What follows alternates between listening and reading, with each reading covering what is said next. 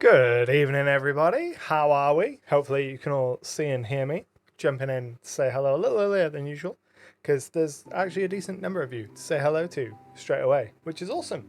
Hello, my name is Anto, coming to you live from the end of the world, and today we're going to talk about OneD&D and all of that stuff. So let me go ahead and get finished setting up, sending out all of the messages and tweets and all that good stuff, and then we're going to dive into it. We're going to talk about some D&D stuff. It's going to be good.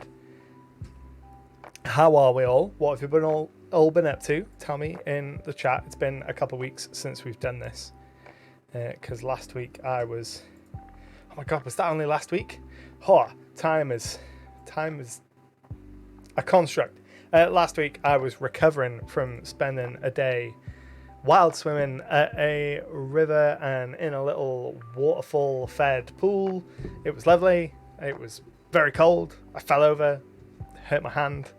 So that's been a lot of fun. But we're back this week. Welcome, Nasasa's Blood. Welcome to the stream. We're going to be talking all things D&D as soon as I finish sending all of my tweets, making sure everything is sorted. Oh, it's Moonbreaker! Moonbreaker! Yay! Hello. Right, that's all sent. So we should be good to go. Go ahead. We can close this tab, I think, and go ahead and open this one that shows me in a different window. Cool. Okay. Close that. Hello. Welcome. Everything is all set up and good to go. We're going to go through some of the new D&D announcements for OneD&D this evening.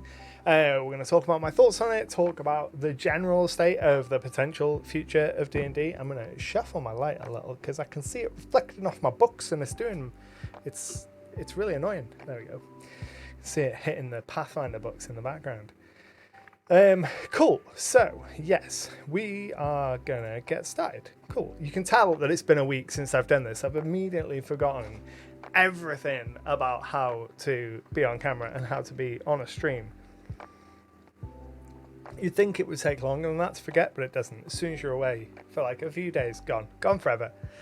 Alright, so I want to start off, I want to watch a very small clip of the announcement trailer and get some context of how Wizards of the Coast are positioning OneD&D. So for those of you that don't know, last week on Thursday afternoon-ish time, Wizards of the Coast announced OneD&D, which is the next evolution of Dungeons and Dragons. It's very much not an edition. We're going to talk about that.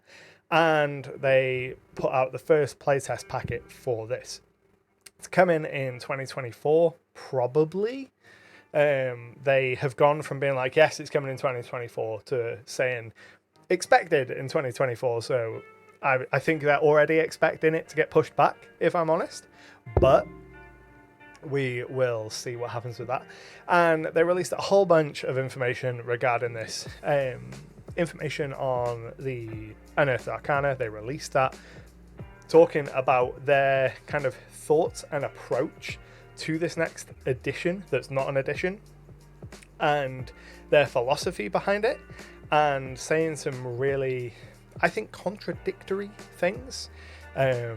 So we're going to have a look at that. Two Hands says, I found your Dungeonomics article really useful for an upcoming campaign. I want to thank you for that. You're very welcome. For those that aren't aware, that is an article from an issue of SIDEQUEST magazine, which is my monthly magazine that you can find over on Patreon. Link is in the chat. So I'm going to go ahead and briefly pause our music here, and then we're going to switch to the desktop where I have the OneD&D World Reveal trailer loaded up.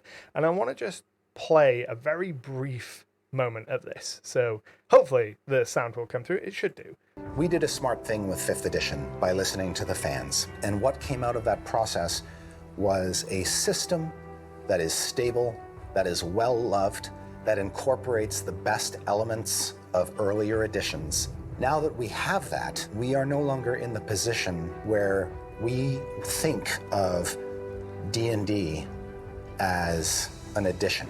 So that little snippet super important. And I think that that is going to frame how Wizards of the Coast are approaching this OneD&D business, and is useful context for their thinking, even though I don't think that what they're presenting is the same as what they're saying. So in that they say, oh, 5th edition is a really stable edition, debatable, especially as you go up to higher levels, the wheels really start to fall off.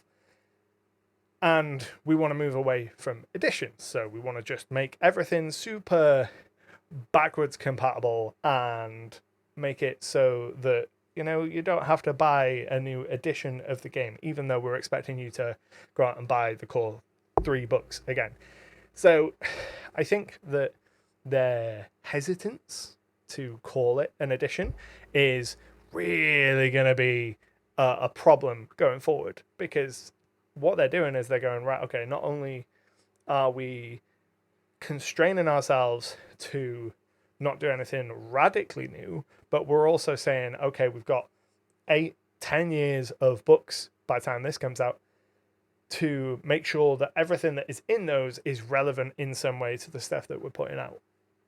When it comes to adventures, it's not wildly problematic, or it might not be, depending on what they do with monsters.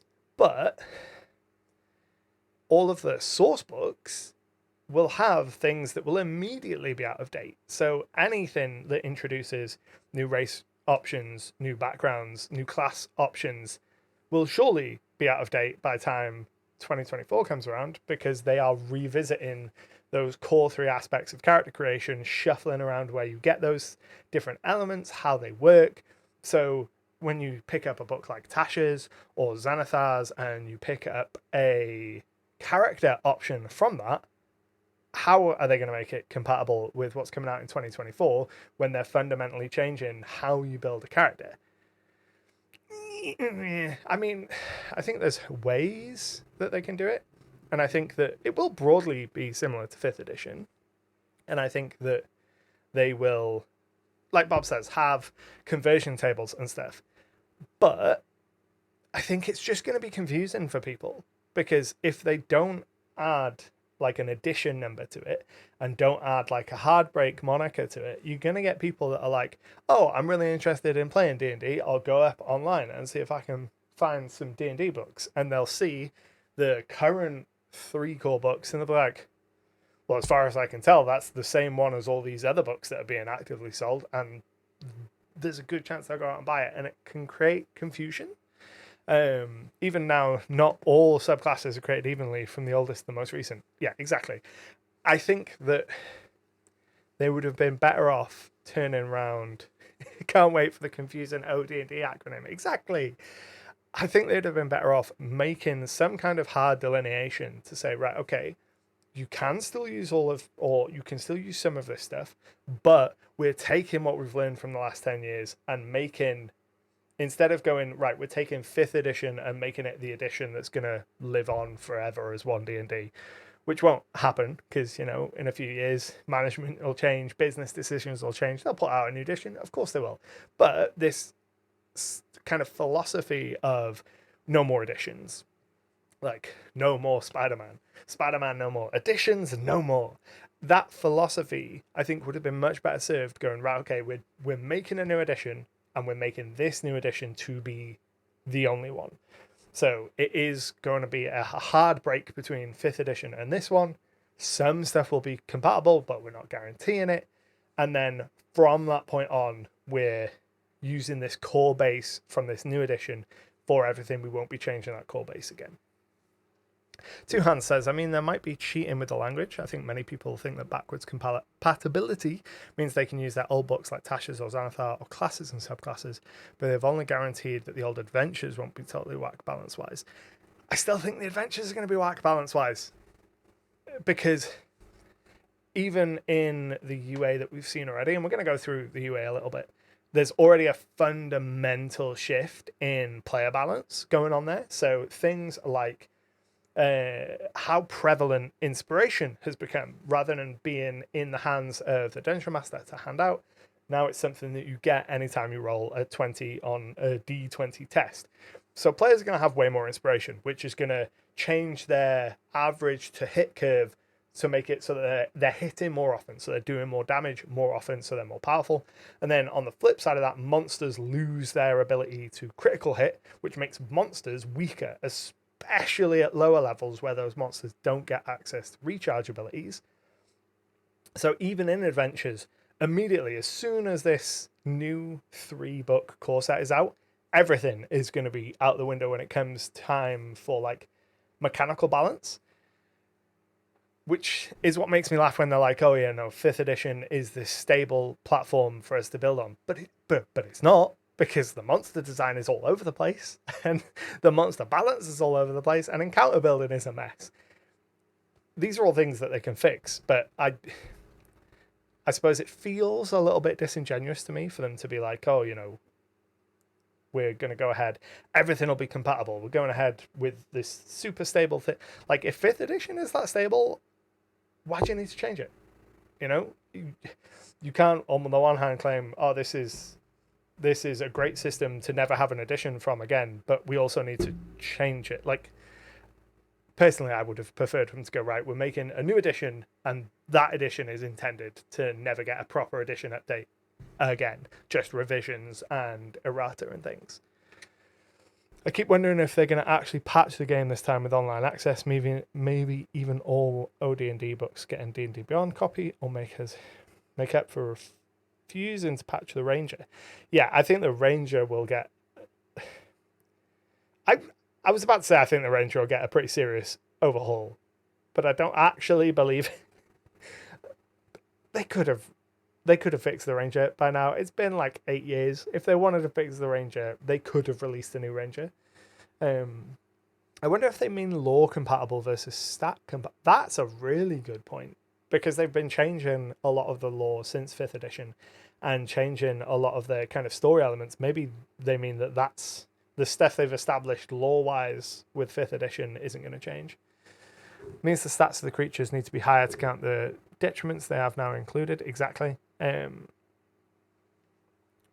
think that when it comes to creatures, it is a relatively easy fix. If they sit down and are transparent with the way that they build creatures and release that to the public, instead of going, here's a system in the DMG or Monster Manual, I can't remember which it is not the one we actually use. So when you use it to make a monster, you are not going to get the same kind of monsters that we make when we make them internally.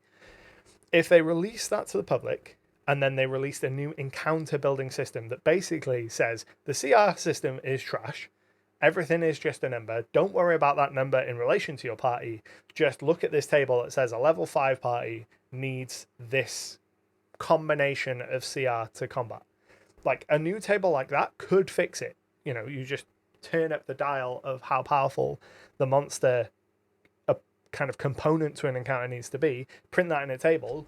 That's a relatively easy fix, as long as the math on their side is stable, which I'm not 100% sure it is, because even in Monsters of the Multiverse, you go through and you build monsters, you stat out the monsters that they've published in that using the system that they have in the Monster Manual. You don't get the same challenge rating for a lot of monsters. So I think that when it comes to monsters and counter building, I want to see them actually be transparent with the system that they use to make the challenge rating for a monster, and then put out a new system for building an encounter, completely scrap the old one, and come and say, right, okay, your party is this level, here is exactly how you need to build a balanced encounter for that level.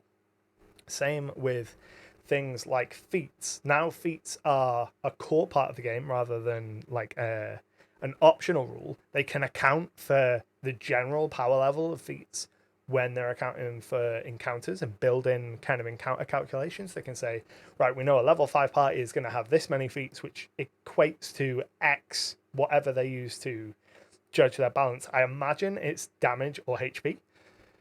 It accounts to X extra damage. So we know that we need to up the dial of the monsters by that so that it makes it balanced. If they do that, that'll solve a lot of my problems, because making encounters in 5th edition is harder than it has any right to be to make something that isn't super swingy. I really want to know if they're trying to push books to be more lore focused, and leaving the core rules online to be updated based on feedback. I don't think that'll happen because books are a huge component of their sales. So it makes sense for them to, like they've done with the 5th edition book, or with the existing books, put out that initial book and then update it with errata. So I don't know what printing mine is. Let's find out. Player's handbook. So my player's handbook, and I didn't buy mine until I want to say 2020-ish. Let's have a look, see if we can find out what printing it is. Where will it even say? So I've got the 10th printing. So mine was printed in October 2018, which means when I bought this in 2020-ish, this was probably already out of date. There is probably still errata that have come out between this printing and what I have. But that's what they do. 10 plus printings of the core books that update them with the relevant errata and change word and things. So I still think that they're going to keep putting mechanics in books because that's where they're making their money. I do think that we'll see some changes to D&D Beyond as we go forward. I think that a subscription model where you pay a monthly fee to get access to all the content is almost inevitable. I know they have a subscription model that lets you use extra features of the site at the moment, but I mean one where you can actually get the content that's part of that subscription. Moonbreaker says, yeah, my one step into GM in 5e encounter balance was super bad. It's just they could fix it. They could fix it tomorrow. Just put out a UA that says, here's the new way to build an encounter based on our internal numbers and all of the updated player power. Like, if they sat down and worked it out, they could make it so much easier for DMs tomorrow. The books must be really, really cheap to print since the books, especially PHP, is infamously bad quality control-wise. Books bound upside down, pages tearing out. I have heard a lot of bad tales of the PHP. I've never actually seen them, so I have never encountered a poor quality print book, and I don't know anyone personally that's had it, but I've seen a lot of talk of it online. I imagine that they are using different printers across time. So a company of their scale, when they're working globally, I can't imagine they have like one print house in China that they're using. They're probably using multiple. So it's probably a control issue depending on where they move to. Because I know, like, that's one of the things that I'm very conscious of, like, looking to get books printed, supplement books printed in the future. I would much rather pay the higher price to have them printed domestically so that I have a much closer control on that quality. You know, a print house might be 3 hours drive away from me, but in theory, if I got a bad batch of books, I could drive there and speak to the person that owns the company and be like, what the hell? Highland says, my PHP fell apart within weeks, bought in 2015-ish. Wizards of the Coast replaced it. Yeah, it could be an early teething issue thing as well, because are they different sizes? No, they're not different sizes from 4th edition, but it could have been that they changed printing houses between editions. And yeah, I've always heard that Wizards of the Coast is really good at fixing any problems. Like I looked into, I can't remember which one of my books it was. One of them, I think, had like a little print defect on one page, so sort of like half a line of text hadn't printed properly. It was still readable enough, but it hadn't printed properly.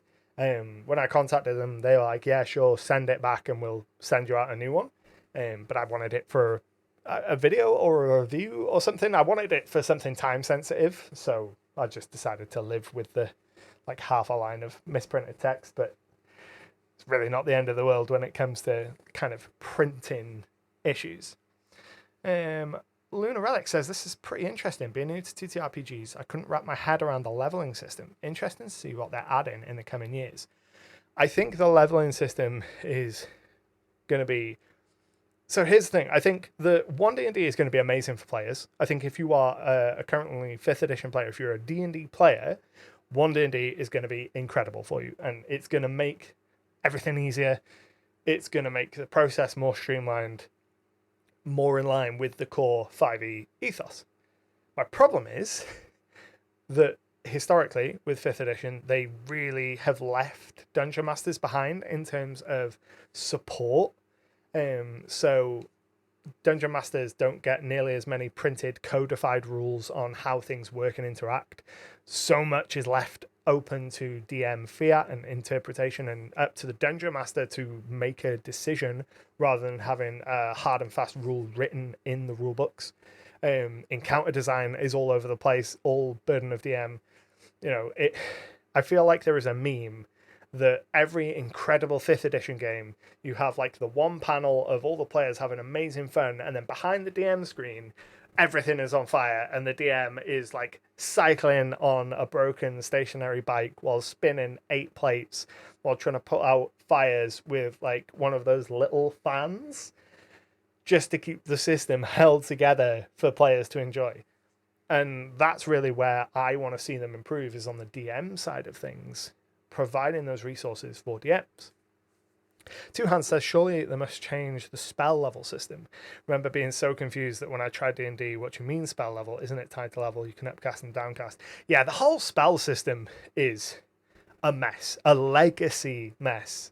And a lot of what makes it confusing does come from those years of history with previous editions. I would like to see an option where they're like, right, okay, your spell level is tied to your character level, which would either mean they need to shrink the character level down to level 10 or increase the spell level to level 20. I'm not opposed to level 20, like a level 20 plethora of spells, because that level of granularity would mean that there are some spells that you get, a level 5 spell. You might have a bunch of level 5 spells that exist, and some are definitely better than others, so you don't get used. Being able to double the amount of levels of spell you have and move some of those lower powered down a tier, or some of the higher ones up a tier, that would help make it so that there's always something interesting happening at each level. We'll not make comments about Pathfinder 2nd edition. I'm sure we're going to come to Pathfinder 2nd edition. Want to give fair crack at like 5e for its own merits before I really, really go in hard on Pathfinder 2nd edition, but it's there. It's in the background, or just half the level to make the spell out. Yeah, exactly. Something like that. They could definitely make spellcasting easier to understand, for sure. Which I think they are going to do, because we have seen that move of spell lists being broken up into the arcane, divine, and primal spell lists. It's another thing that I saw and immediately thought of Pathfinder 2nd edition, but it is a good move. It's a good design move for them to be able to go, right, okay, we want to introduce a new spell. We don't have to update class spell lists. We want to introduce a new class. We don't have to build a completely new list for them. We can just say, right, you get access to arcane spells and then this set of 10 other spells, or whatever it is. Can I really be bothered reading and learning updated rules at this moment in time? No. Generally don't have the mental capacity to be in a certain age. I run 2 to 3 groups at school I work in, plus my own 2 online games. However, the first UA they've put out really does have some interesting things. I think that I think the people that are currently playing 5e and embroiled in campaigns are less likely to immediately adopt all of these new rules, because you're in the middle of a campaign, you've got enough to deal with, especially once you start getting to kind of the middling levels and getting up that high. You've got enough to deal with without having to be like, okay, yeah, let's introduce this one, like a vertical segment of Unearthed Arcana rules and see how it ruins all of my grandiose plans. But I think as people move on to new campaigns, maybe they will stick with D&D and try out the OneD&D version of the rules rather than moving on to a different system. I do think that there are some interesting things. Let's go ahead and take a look at the UA. So I've got the UA here. Power level. Character options you read here, more or less powerful, yada, yada, yada. They say it's going to be backwards compatible, but then in the first breakout box of the first Unearthed Arcana for OneD&D, they're like, this isn't compatible. These are going to be fundamentally different to how they were before, ergo not compatible. But let's have a look and see what it says. So we've got character races, background, starting languages, feats, and a rules glossary. Rules glossary is interesting. I hope it's something we see a lot more of. Clarity of rules and kind of tagging of information and categorizing of information, super useful for using a games manual, because essentially what these books should be, is a rules manual that tells you exactly how to play the game that you are playing. Yes, there's a role-play element to it, but there are rules. It'd be nice if those rules are codified in a way that are understandable. You know, it's like a board game. Board games need clear and concise rules because you only have a limited amount of time to set them up, etc., etc. So I'm all for rules glossary. Hope we see a lot more of it. Playtest material. We're going to give you playtest material. You'll give us feedback. That's all standard. So we start with the determining your origins section. So after choosing your character's class, it's time to consider their origin. Interesting that they frame this as you choose this after class. So I'm going to reference Pathfinder 2nd Edition here, and I will reference Pathfinder 2nd Edition at several points throughout this because it's relevant, it's very similar, and Pathfinder 2nd Edition does what this is trying to do, I think, in a better way. But Pathfinder 2nd Edition, the way it works is you choose your ancestry, then you choose your background, then you choose your class. A, B, C. Simple. Nice and mnemonic so you can remember it. Interesting here that you choose your class first before you choose your background. So it makes kind of background almost like an afterthought. I wonder whether mechanically you'll be incentivized to do the same, or whether there's any benefits that you'll get from your class that you need to have before you understand your background. But I think it would have made more sense to me to go ancestry, background, class. I also think it's interesting that they have stuck with race as the moniker for the different ancestries, because over the last couple of years, Wizards of the Coast 5th edition has tried to move away from a lot of their previous language and their previous approach to ancestries and race. This would have been the perfect time for them to change race to ancestry, and especially with how they're approaching kind of the idea of blending ancestries and being able to build custom ancestries. Getting away from the word race would have made a lot of sense here. Don't really know why they haven't. All I can think of is tradition. So character's race represents ancestry. Like, immediately, just call it ancestry. Like, if you're going to use it in the first sentence, just call it ancestry, man.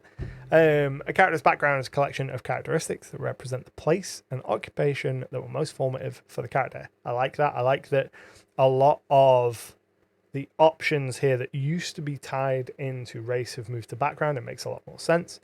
And then we've got character origin overview. So racial traits, a creature type, size, speed, lifespan, special traits. I don't understand why lifespan is part of the traits. It's not something that mechanically makes any difference. It's not like in Pathfinder 1st edition, where if you were in a category of age, like once you hit old age, your statistics started to take a hit. Your ability scores would go down based on different things, and then once you advanced into like really old age, you started to take even more penalties. None of that exists in 5th edition, so get the lifespan out of the traits. Just put it all in the fluff text.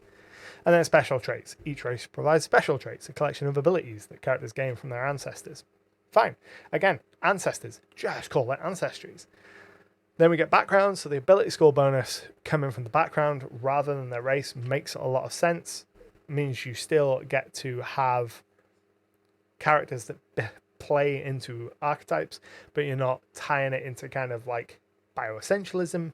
Skill proficiencies, you get 2 skill proficiencies. Each background gives tool proficiency with 1 tool. I'd like to see more tools and tool proficiency use in this next edition in OneD&D, because other than really thieves tools, I don't see a lot of play out of tools, to be honest. Like thieves tools sometimes, healer's kit maybe, and whatever it is you need to make potions. The potion kit, medicine kit, is it healer's kit? But certainly beyond that, thank you very much for the Prime. Roll for Combat named an NPC. Roll for Combat. I love that. That's perfect. And I have an NPC or somewhere that we can put in the Jewel Cities. Perfect for that. But the tools in 5e really don't have a lot of play beyond like 2 or 3 of them. So given that each background comes with one, it would be nice to have kind of a greater emphasis put on the kind of tools. Thank you very much for the Prime, Turtle Nerd. Then we get language. Character learns 1 language from a background. I think that there was scope for 5th edition to do some interesting things with language that they didn't do, which we'll come to. Feats provide a first level feat. Jeremy Crawford, in his interview about this UA, said that the idea of a first level feat is that it is low in power scope, and immediately they published the lucky feat in this, which, if any feat shouldn't be a first level feat, it should be the lucky feat. And then equipment. So background gives you equipment. Presumably your class will give you equipment, and then you also get the option of money instead. So when we come to races, this children of different humanoid kinds. Thanks to the magical workings of the multiverse, humanoids of different kinds sometimes have children together. For example, folk who have a human parent, an orc parent, or an elf parent are particularly common. Many other combinations are possible. If you would like to play the child of such a wondrous pairing, choose 2 race options from the humanoid to represent your parents. Then determine which of those race options provides your game stats. So they've done away with not only have they done away with half elf and half orc, presumably there just will be no stats or features for those.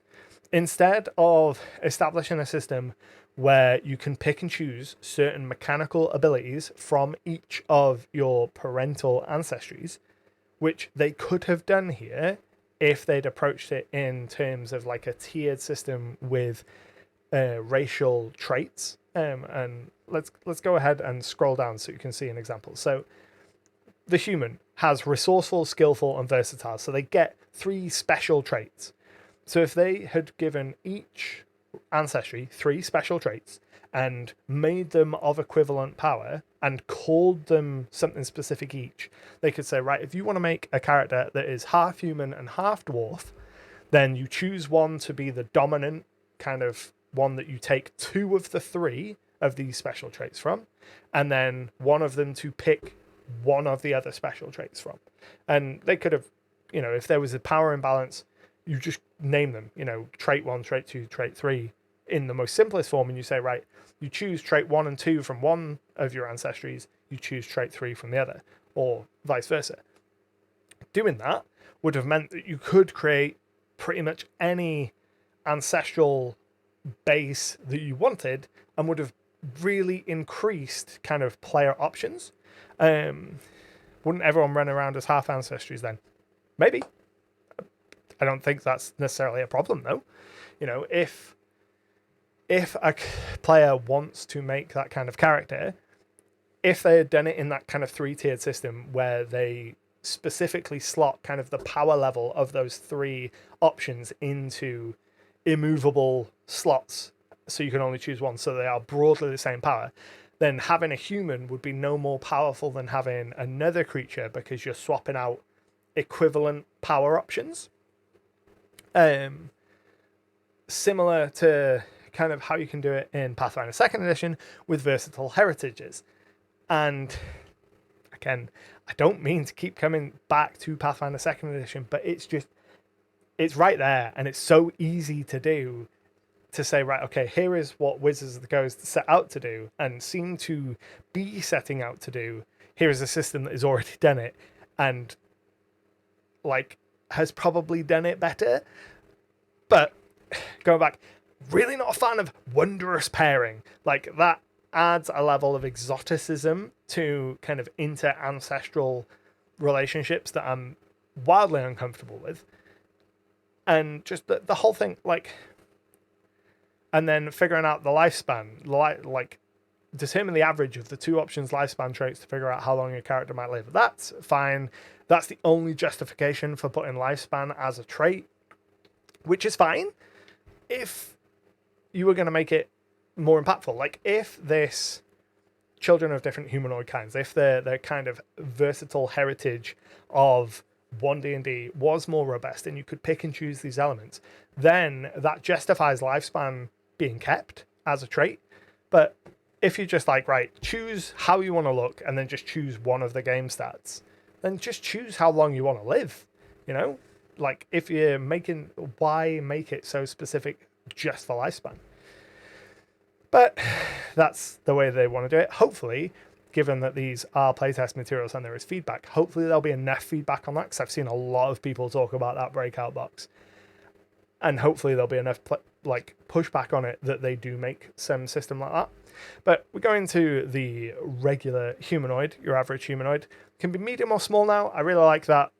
Just, it makes very little difference in game, but I do think that they need, at the start of the character section, the character creation section, maybe with tags, to clarify what the mechanical differences between small and medium are, because small creatures can't wield heavy weapons, which is something that I wasn't aware of for quite a while until we started playing 5th edition, and our small character had been using a longbow for quite a while, and then we realized, oh, actually you can't use this longbow, you're gonna have to downgrade for a short bow, and naturally the player was a little bit upset. Two Hands says, I'm really excited for the human and dwarf. They've got some really cool stuff. Halfling and dwarf. Yeah, some of these options are really cool. Like the human, gaining inspiration whenever you gain a long rest, gaining proficiency in a skill of your choice, and gaining a skill, the skilled feat or a first level feat of your choice. It explains, it's a mechanical reason that explains away why humans are so prevalent in most fantasy situations. Like the default of so many people going, oh, I'm just going to run with human. I'm going to choose versatile human because it's the best option. Makes sense as to why there are so many humans. Like human is the default in most of the settings. So getting inspiration whenever you finish a long rest is pretty cool. Not wildly game breaking in of itself. Does make some changes once you start to consider the wider impact of inspiration, which we'll get to, but just on its own, pretty cool. Ardlings are a weird one because they're upper planes celestials that aren't Azamar, and they're all furry faces. But why introduce these and not use Azamar, and introduce an exalted, heavenly, and idyllic Azamar, and give them that kind of metamorphic property with the animal options there? It seems a little weird. Two Hands says, do you think the new medium or small choice is to facilitate people playing as children? That's actually a good point. One I hadn't even considered. I think it's more about some people want to play really small creatures. I know that one of my players in particular really likes the idea of being tiny, and quite a lot of the time when they think of character ideas, their default starting size would be tiny if it was allowed. Like we were talking about our Pathfinder 2nd edition game that's going to be upcoming, and they're like, is there any way I can be a tiny creature inside a robot mech? So I'd be like huge, but I'd actually be tiny. And I was like, I don't think so. We might be able to make it so you are small inside a medium mech, but I don't think we can make you tiny inside a giant mech. But it could be to facilitate children. That might explain the 2 to 4 feet tall aspect. In my opinion, the new system creates more opportunities for optimized meta builds. Yeah, maybe. Tons of content for D&D short creator. Oh yeah, those TikToks of here's how to get like 1 million AC in D&D that no one's ever really gonna do. They drive me mad. But I'm not opposed to the opportunity for optimized builds. Some people are always going to optimize. I don't have a problem with that. A lot of these changes are just more choice and more freedom, which I'm perfectly fine with. So Ardling traits. They live 200 years on average. They're medium or small, 30 feet movement, so pretty standard. And they get angelic flight, so as a bonus action, you can sprout spectral wings and fly up to your speed. If you're in the air at the end of this movement, you fall if nothing is holding you aloft. You use this bonus action a number of times, equal to your proficiency bonus. You gain all expended uses when you finish a long rest. Then you get your Celestial Legacy, which gives you your animal face and a first, third, and fifth level spell. And then you get damage resistance to radiant damage. So carrying on with this kind of 3 options as part of your race. The question among my group is that are there any furry humanoids or are they ancient Egyptian style gods? Yeah, exactly. I think that if you wanted to introduce a furry race to 5e, you could have gone non-celestial for it. Like, you could have, again, to hark back to Pathfinder, you go with the Beastkin, which is like, here's a load of bestial options. Look like what you want to look like. You know, live your furry wildest dreams, and here are just some loose mechanics for it. Then we come to the Dragonborn, and the most interesting thing here to me about the Dragonborn is the Dragonborn's breath weapon. So we get the Draconic ancestry, that's pretty standard as usual, but you'll see that no more is it defined as lines or cones, it's just all 15-foot cones. I'm really into that for no other reason except for the fact that a lot of the time, especially at low levels, you don't get a huge opportunity to use lines because it's not very often that everyone lines up. Might be if you're holding a corridor, there are some situations where you're going to get it, but I think a cone is in general more beneficial. It's also simpler for a new player to just go, right, okay, what color do you want to be? Okay, I want to be a green dragon. Cool, you get 15-foot cone of poison damage breath weapon. Each creature has to make a dex save, yada, yada, yada. They take 1d10 plus your character level in damage of the type determined by your Draconic Ancestry trait. This is the same as they get as the Chromatic Dragons, I believe. Let's go ahead and have a look on D&D Beyond. It's not the same as they got in the base Dragonborn traits. So in the original, you got... Oh no, maybe it is. 2d6 on a failed save, half as much. So 2d6... with the original version of the Dragonborn is 6. Yeah, it's a 6 or 7 average damage. Whereas the Chromatic Dragonborn gave you 1d10, just gave you 1d10. Really? Yeah, just 1d10. I find it interesting they've changed the dragon breath so frequently. Like, they still can't quite dial it in. So they got 1d10 associated and no bonuses, whereas this new version gets 1d10 plus the character level. This is by far my favorite version of the Dragonborn breath weapon because it's actually useful. At first level, it means that everything within 15 feet you can deal 2 to 11 damage to, but that tied into your character level means that it stays relevant as you level up. At level 20, being able to breathe up to 30 damage on everything within 15 feet might be a reason to not use your action to do something else, depending on your class. So that's pretty cool. I do sort of wish that they would have added something that lets you use it if you have a multi-action. If you get like the extra attack ability, you could replace one of them with a breath weapon.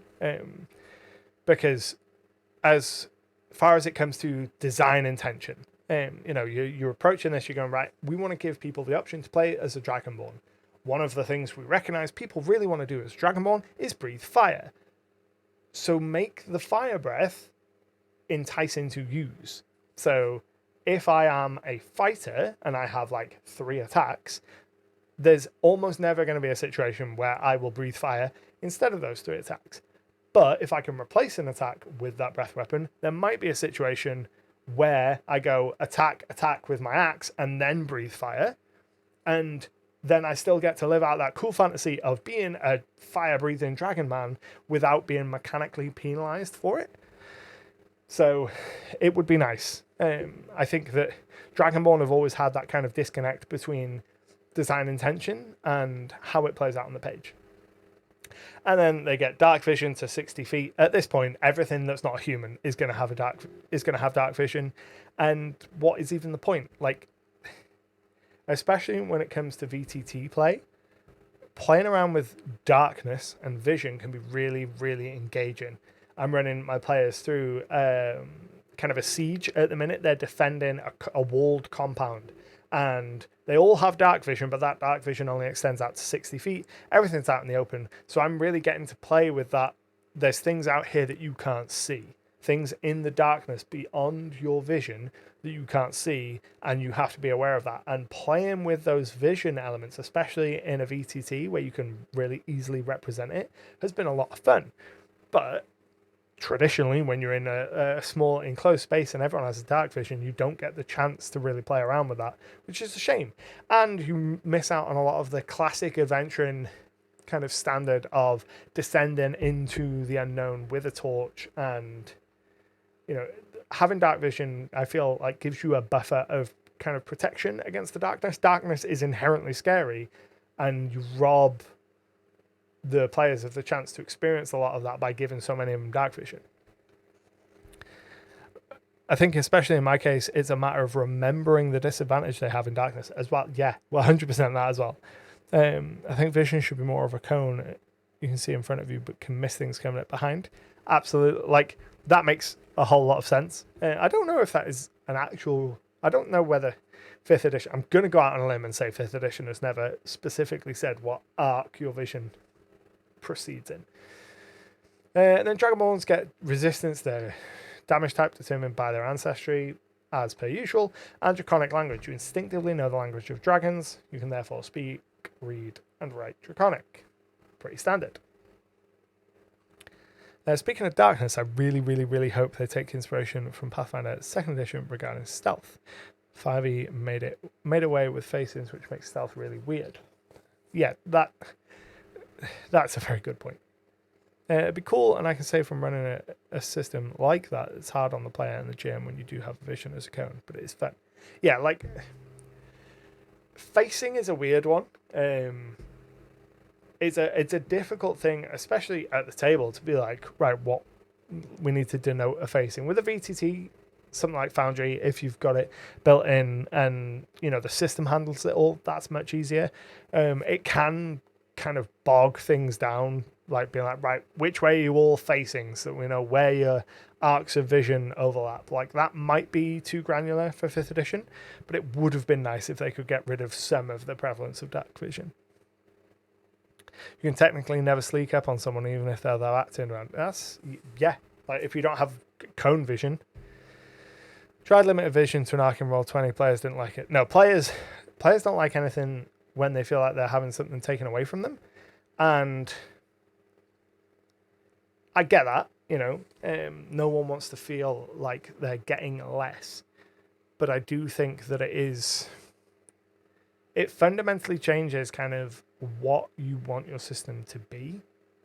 So when you think of like the classic Dungeons and Dragons experience, not the common one, because the common one is the 5th edition one, but when you think back to classic D&D experience of older editions, of dungeon delving, of having a retinue of people, of dragging out the gold onto a wagon, that style of play, as supported by the 5th edition rules, is largely gone. Like, a lot of the things that make that play possible, codified in mechanics, is largely gone. Like, most people don't play with proper encumbrance rules. Most people aren't interested in having a retinue of people following them around. Most of the creatures that you can play, most tables, have a wide variety of non-human based characters, almost all of which have got dark vision. So carrying a torch, delving into the darkness is not a problem. You know, that what is becoming largely an OSR style of gameplay is very much moving out of the kind of common lexicon for Dungeons and Dragons as it moves forward, which I do think is a shame, because when you think of the classic kind of archetype of D&D when you think back to Lord of the Rings, when you think back to some of those older fantasy stories. You just don't get that in D&D really anymore. And what you get now is much more of a critical role style approach, which is awesome and has a multitude of its own merits, but those two styles don't sit nicely together. Like, it can be done running them together and alongside each other, but by and large, you're picking one and running with that, and picking one precludes the other in a lot of mechanical ways, which is disappointing. I feel like those issues are only really an issue for people playing without VTTs. Yeah, that is definitely a consideration. Like, a lot of the bookkeeping has gotten much easier thanks to VTTs. Like running Pathfinder First Edition, running that in Fantasy Grounds where it was fully automated versus running it at the table was night and day for applying bonuses and resolving combats. It was so much nicer. So dwarves get dark vision again, because of course they do. They get resistance to poison damage, advantage on saving throws to avoid or end the poison condition on themselves, pretty standard. They get dwarven toughness. Your hit point increases by 1, and it increases again whenever you gain a level.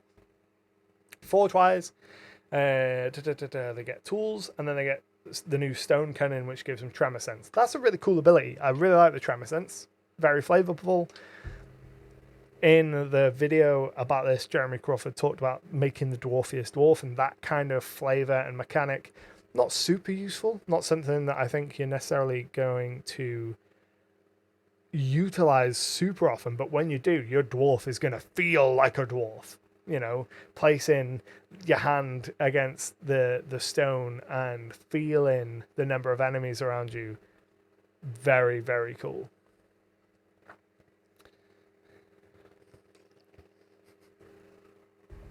Bob says on D&D Beyond, when I activated the encumbrance, I was over encumbered only due to coins. Yeah, I really like encumbrance.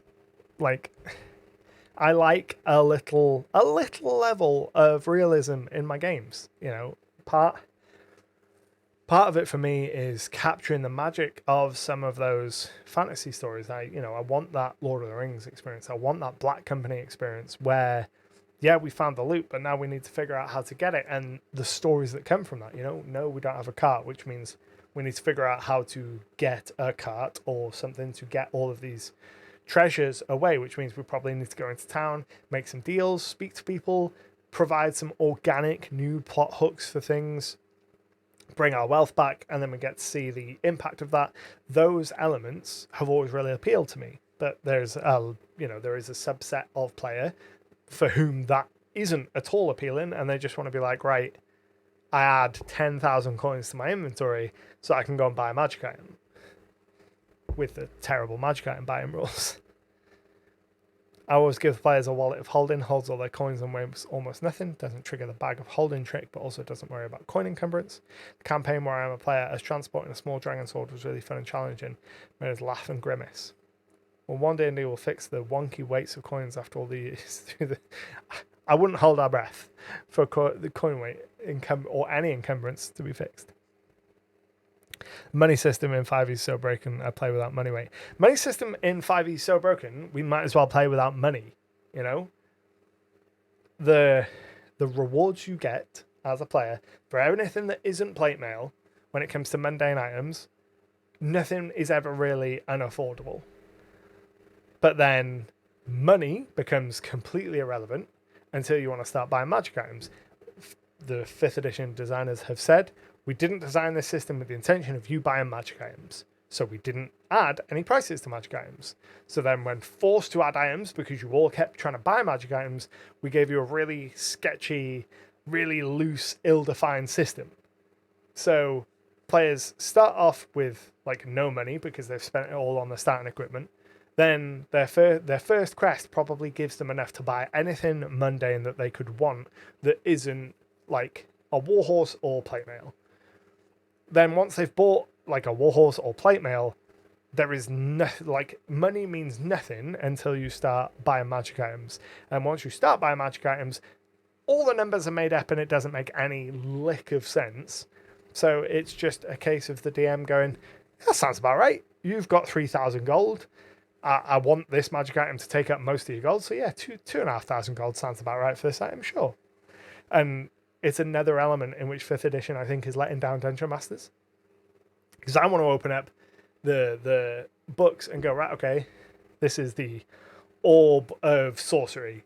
How much is this going to cost if the players want to buy it? I don't want to have to figure this out. Like, I just want them to be able, if I want to offer this in stores, that's where the DM fiat should come, is whether or not I choose to offer this item in stores.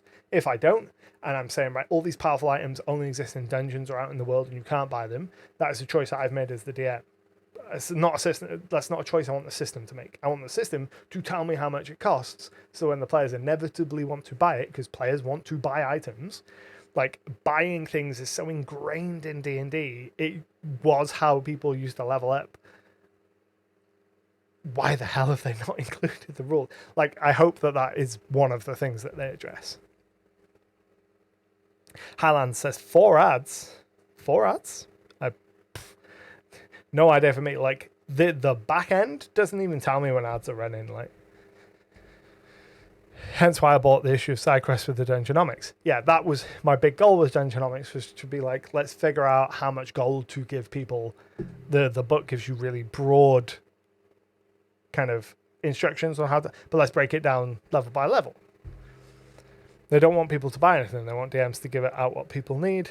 They will not address the issue, I'm sure. Yeah, I don't believe for a second they'll address the issue, because then, again, it speaks to that you can't fix the problems with 5th edition and have it backwards compatible. You can't say, yes, the things you're doing in Xanathar's and Tasha's and Mordenkainen's Monsters in the Multiverse will be backwards compatible, but also we're going to introduce a well thought out economy system and fix that, because then all those supplement books that are the things that people suggest, 2024 will come around, those 3 books will come out, and people will go to Reddit and Twitter and forums and Discords, and they'll say, hey, I just bought the first, the Player's Handbook, the Monster Manual, and the DMG. I want to run some 5th edition stuff. We've played 3 or 4 games. What's the next book I should buy? And people will go, do you want to run a pre-made adventure? And someone will go, no, or yes, or whatever. Then they'll go, if you don't want to buy an adventure book, buy Xanathar's or Tasha's. And the stuff in there will immediately be outdated. And I think that it would just have been, it would have made more sense for them to just be like, no, it's not backwards compatible, not completely. Some elements of it will be, but not all of it. For my next campaign, since it will go from level 6 to 12, I've homebrewed a lot of money sinks, but I have no clue if that's going to be fun or work. I'm kind of holding my thumbs. Okay, the true 5e experience. Yeah, my players recently bought, I say recently, it's been a couple of months now, they purchased a tavern in the town that they make their base, because they had a lot of money and nothing that they wanted at the time. And, they wanted to spend the money because it was been in a hole in their pocket, and they thought, oh, we could start a tavern. It's a place where we can, use as a home base, and we might get a little bit of income for it. How do you do that in 5th edition? Like, basically just looked at the amount of money they had and was like, yeah, that'd probably be enough. Buy a tavern. Like, did some Excel-based magic behind the scenes, like, looking at references predominantly from Pathfinder 1st edition, because Pathfinder 1st edition was excellently robust when it came to buying, like, taverns and castles and all that kind of, everything had a price and a build time, and it had a whole system. So I looked at that and was like, right, let's try and translate these into 5th edition numbers, and then give them a price, and then figure out how much money they're going to earn, because it can't be more than they'd earn making a living as an adventurer. Otherwise, why would you go out and be an adventurer? But there's such a disparity between how much money they make as an adventurer versus how much they make as tavern owners. Anytime that I'm like, okay, your tavern made money, here's 100 gold, they're like, that's nothing. We're level 15, we've just saved the world for a 4th time. I don't care about 100 gold. Yeah, sure, it's nice to have, but we're just going to spend it all on booze and have a massive party in the tavern. It's such a weird system. Bob says most things are purchasable with silver. Yeah, in Pathfinder 2nd edition, again, throughout the evening, I'm going to be talking about Pathfinder 2nd Edition a lot, and it's going to seem like I'm poo-pooing all over 5th Edition and like I'm biased towards Pathfinder 2nd Edition, but Pathfinder 2nd Edition just does this stuff, and it's so nice to come to a system and not have to like search the bowels of the internet to find a Jeremy Crawford tweet that says, yes, you can do this thing. Here's how it would probably work. We've never written it down. Versus just being like, yeah, here's how it works. We know that you want to do this. Here it is in the rules. So yeah, Pathfinder 2nd Edition is a silver standard economy. So the standard unit of currency is a silver. Most things are paid for in silver. And that step down from gold makes a huge difference in the day-to-day kind of average trading.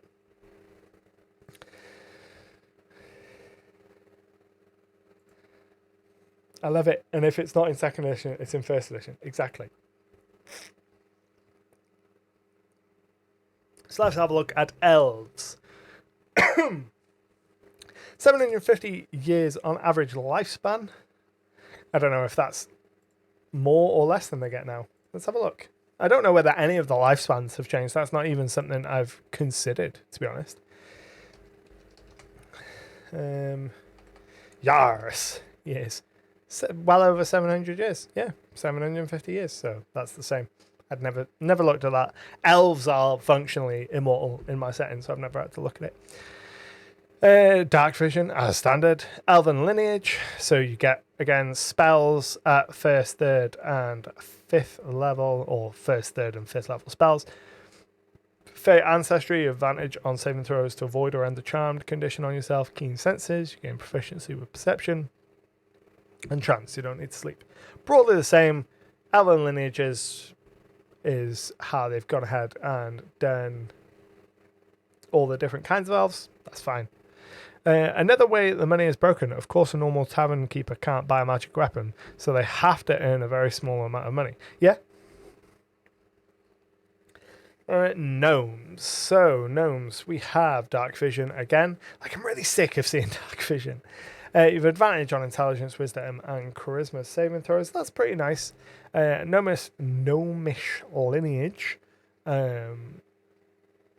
Something I think that they could do here is any of these options where they've got lineages.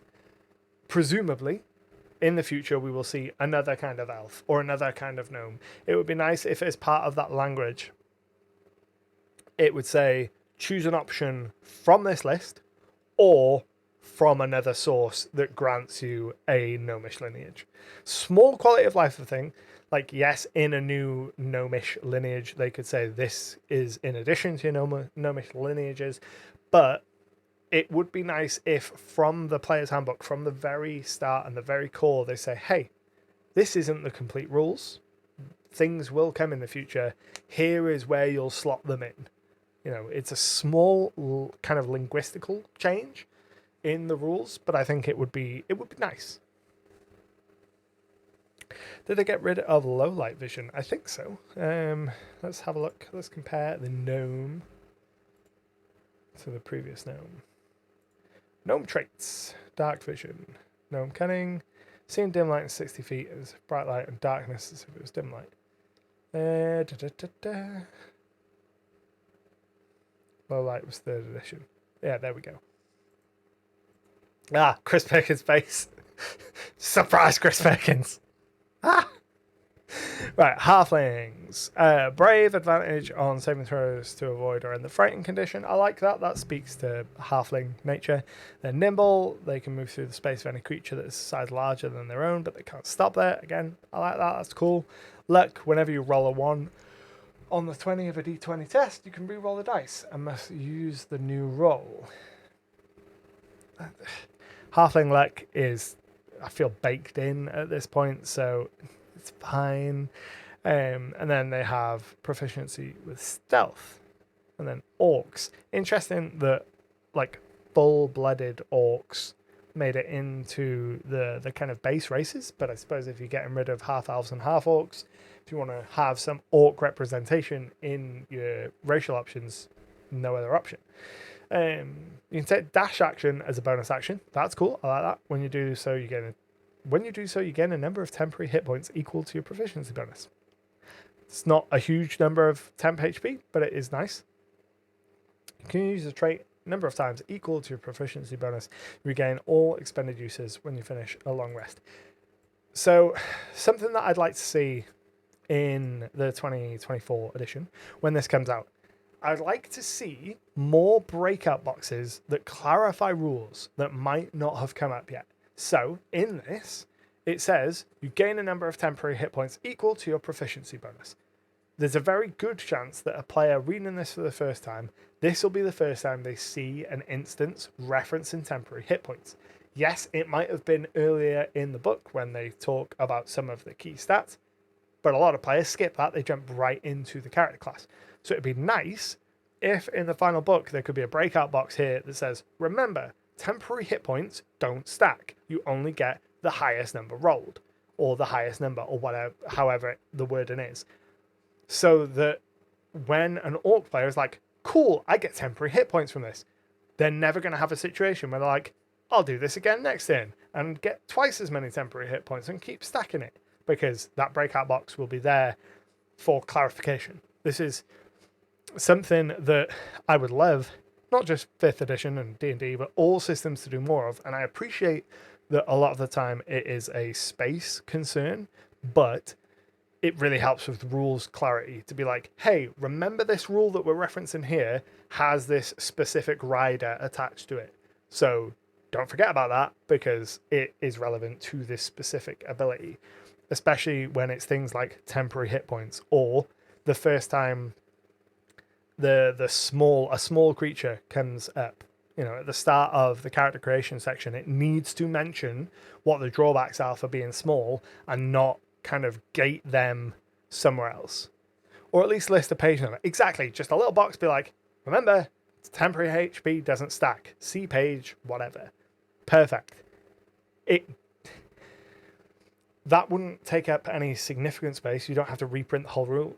Referencing page numbers would be perfect. It just helps when a player is learning the rules to go, hey, we know that you don't know all these rules yet, so every time something new comes up where this is a point where you're likely to get it wrong, we'll just make some clarifying notes just to make sure that it's easier for you to learn the game. And I wish all systems across the board did that, because it would make onboarding new players so much easier. Because for the most part, yes, you might make characters together, but at least certainly in this day and age, certainly since the pandemic, certainly while more and more people are playing online, you get more and more players who go off on their own and start making characters and do a lot more of that stuff on their own, versus everyone sitting at the table where you can ask the most experienced player there the question, or ask questions of the group. So having this built into the rules, so the rules teach the game, massive thing. Because I think that's one of the big problems with 5th edition, is that it very much assumes that the dungeon master is an experienced player. It seems to me as if when 5th edition came out, they're like, right, okay, a lot of the people who are going to be running 5th edition are going to be veterans of 3rd and 4th edition or beyond that. So we don't need to speak to them in a way as if they've never played the game at all. They are going to come to this game, come to these rules with a level of assumption that we are just going to roll with. And I really think they need to get out of that attitude and build these rule books and these kind of manuals, like these instruction manuals, to teach someone, assuming they've never picked up the game before. And like breakout boxes like that go a long way to doing that. So they get temporary hit points. It's a long way round to get to say the temporary hit points. They get dark vision again. And powerful build. You count as one size larger when determining your character capacity or the weight you can push, drag, or lift. It's fine. It's not going to come up a huge amount. A lot of people don't even use character capacity, so unless they do something meaningful with it, I don't think that is hugely beneficial. And then relentless endurance. When you reduce to 0 HP but not killed outright, you can drop to 1 HP instead. Once you use the trait, you can't do so for a long rest. Amazing ability. If I'm a player, I want that because I don't want to die. Because the stats are no longer tied to your race and your ancestry. If I'm a wizard, I go, cool, I want to be an orc. because at level 1, when I've got like 6 HP and something comes behind me and bonks me on the head, I know that I'm not going to die from that. Awesome ability. Maybe not in line with some of the powers of the other thing, but it is already established among kind of orcs, I believe. That's definitely not the first time I've read Relentless Endurance as an ability. Then we come to Tieflings. Tieflings get new abyssal options if you want to use abyssal if you want to use abyssal options. Sean Connery will help you. If you want a whole host of abyssal tiefling options that you can use today, the latest issue of SideQuest has them. The August? Are we in August? Yeah, we're in August. The August issue of SideQuest magazine, which I release over on Patreon, is all about hell and infernal options, and some of those infernal options are abyssal tieflings. And then we get the chthonic tieflings. I like this. I like that they're leaning into the Cthulhu aspect. That's really cool. Medium or small, 100 years, 30 feet. Dark vision again. Fiendish legacy. Choose the legacy from the table below. You get some stuff at first level, then you get some spells. Pretty standard. I'm liking that they're building this out in a fairly uniform way. In as much as when you have races that have legacy options, these previous sub races, that you get first, third, fifth level things. It makes it so that you can make your own much easier. And otherworldly presence, the thaumaturgy cantrip, you can cast it with the straight or spell casting. Seems weird that they would be like, hey, here's all this stuff that you get as spells, depending on your lineage, but then we're going to give you another option to just get the thaumaturgy cantrip. Weird one. Getting one shot is less unlikely now, since it seems that enemies and NPCs can't crit. Exactly. Like, 5th edition is already incredibly survivable for players, even though I've killed a lot of players, but even more so now. Like the yo-yo of either, it feels like it's moving even more in a direction of either everyone is fine or you've TPK in. Like having an instance where you're just having one person die seems less and less and less likely. Previously you could have with enemy crits and things like that, and especially with some of the options for like weaker characters, you could have a situation where a bad roll kills a player but doesn't meaningfully affect everybody else. But now, without enemy crits, chances are if you've ground one person down, you're going to have ground everyone down, and you're going to have potentially less individual death and more TPKs. Not a level 1 and even level 2. I've never sweated more through an enemies at players than during those levels. Yeah. Low level play, it can be rough. Like, I don't think most of my character deaths came at that lower level, but this current campaign, my Ashk campaign, I've killed so many players. Like, there so many situations where they've gotten in over their head and refused to run, and they die as a result. And then the next time that happens, they're like, right, is this the turn we're going to leave? Because last time we did this, we all died. And they're like, no, we'll give it one more turn. And one more turn, and one more turn. And then they're all dead. It's happened three TPKs? We had 3 TPKs. I feel like we've had 3 TPKs this campaign. It's been a bloody campaign. And then we come to character backgrounds. I only showed up now. We're looking at the 5.5 playtest. We are indeed. We've been talking about OneD&D. Still maintaining that's an awful, awful name, even if it's a code name. It's an awful name. But yeah, we're having a look through. We've just got finished going through the races. We're just jumping into backgrounds.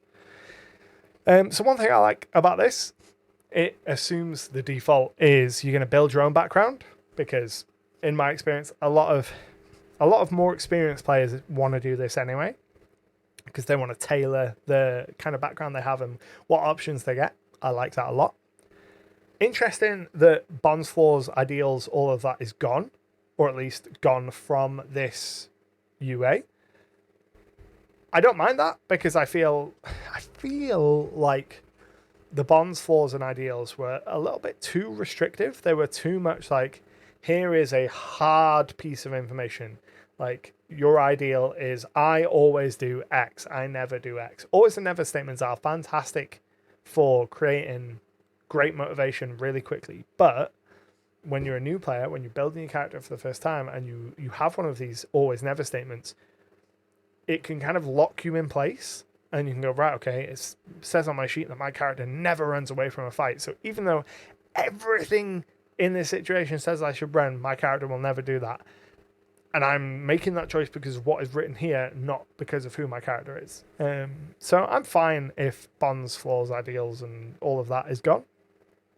No matter which background you choose, consider these questions for your character's viewpoint. How does your background influence your current worldview? Do you embrace or reject your background? Did you form any relationships during your background that endure today? So that's the same bonds, flaws, ideals, just as 3 simple questions, which I think is much more effective. I dislike how there's no background features anymore. I love them. I did like the background features. I think that they very rarely came up, though, was my big problem. Like, I very rarely saw players actually utilizing them in like meaningful ways. I'm going to sit down. Most of the time, they'd stick a feature down and you might use it at first level. First level, it might get play. But beyond that, you very rarely see the features getting a lot of play. I think feats are a much more sensible option, first level feats, because those are kind of things, that's something that's going to go with you throughout levels. I've only done so once. I was a fisher, so could catch fish easily for food in the party. That's pretty cool. Like, I liked the background features. They were my favorite part of the background. I wanted to see more from them. But I would rather have the mechanical element from the background, or a feature that does both, that has a mechanical aspect, and that also has something cool. So building your background using the rules, yada, yada, yada. So you get ability scores, you get 2 and 1 or 3 ones. 2 skills you gain proficiency in, 1 tool that you gain proficiency in, 1 language from the standard languages and rare languages table. I don't like this. I don't like this aspect. I don't like languages. Not that I don't like languages. That was the wrong phrasing. Let's find this language list. How about standard languages?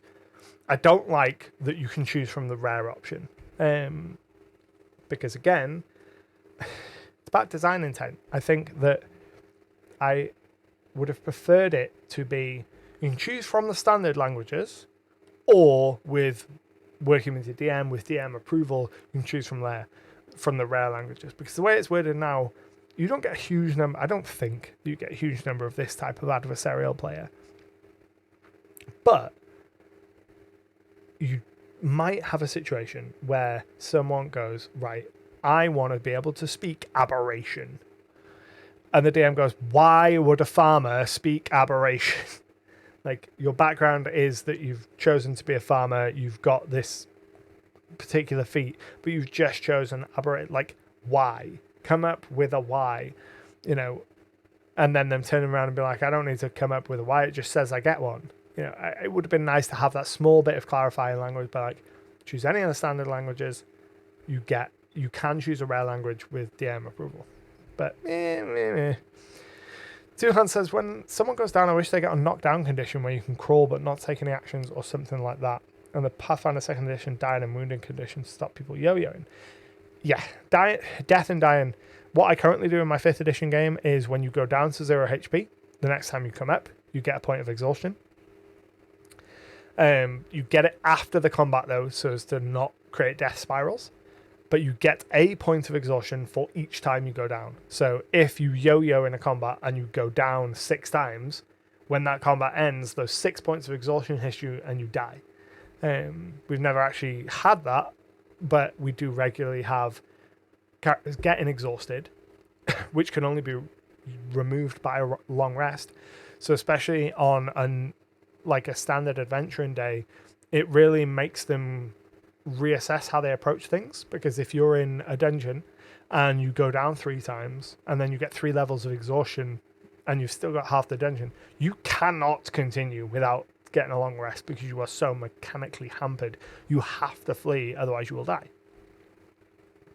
Why would you get a language from your background? Yes, maybe for some. Background, I think, encompasses everything you were before you went out adventuring. So that's where you can get your language.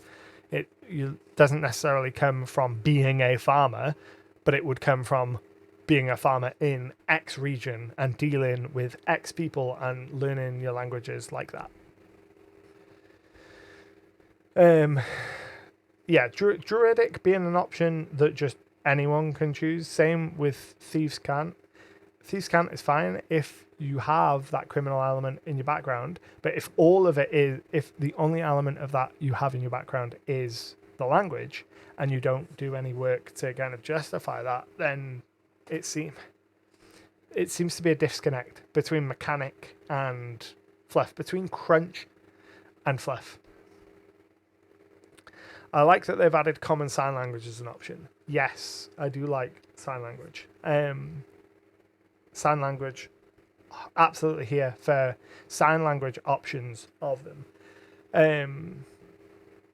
Something I think I would like to see is, I don't know whether I'd like a unified sign, like not common sign language, not sign language of common, but just a sign language. But I do like that sign language has made it in there. I don't 100% agree with either. It's not 100% logical that non-rogues can't speak Thieves' Cant, but it gives rogues more unique flavor. Yeah, it's nice. It's nice to have more flavor. So character begins playing knowing at least 3 languages, which feels like a lot, depending on your background. You know, common, a language provided by the player's background, and a language that you choose from the standard languages below. So in your background, let's go ahead and double check that this is what it says.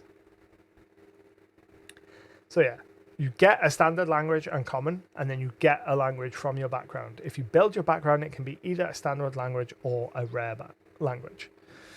So it's a bit of an odd one. But there's a whole bunch of example ones which are fine. Nice that there's some new options there. I don't think they matter a huge amount anymore because the default is build your own. But it is always nice for a brand new player to be able to be like, right, before this I was a guard. Okay, +1 strength and +2 strength and +1 wisdom. And here's the stuff I get.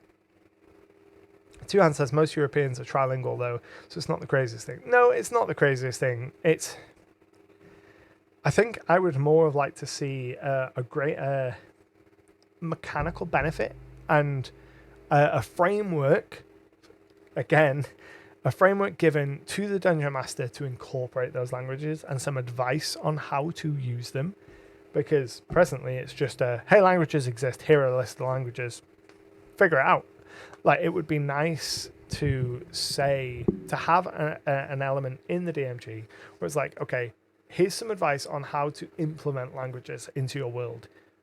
You know, consider language a little bit more. Here's some ways that you can use it. Here's some interesting conflicts that can arise from using it in such ways. Here's some common pitfalls. You know, just a little bit of framework to encourage Dungeon Masters and to empower them to use it more, rather than it just being all right, okay, this NPC speaks Elvish. They also speak Common, but because you speak Elvish, they're going to speak to you in Elvish. Yeah. I don't know if this topic was already touched on, but I feel like a lot of things lost flavor and became more bland. I don't know if they lost flavor. I think that they have not taken away, I think they've moved around options so that if you want to build a certain archetype, it's not all in one place anymore. It's more spread out between race, background, and feats. So you can still make the same kind of character, you just have to pull the information from different places. And this is a playtest, so obviously we might see more flavor added back in that isn't mechanical in the final release, because obviously a lot of the flavor stuff isn't important to the playtesting, the mechanics are more important. So we might see something like that. The ubiquity of common makes language a pretty niche feature in 5e. Exactly. Like, the way I'm going to be approaching it in my next campaign is that each region has its own common. So in the dual cities, so jump over into the map. So in this region, this is part of a continent called Talavar. So there is a Talavari common language, which is what the majority of people will have some kind of reference to. But then there will also be other common languages. So there would be Iruxis common, which would be lizard folk.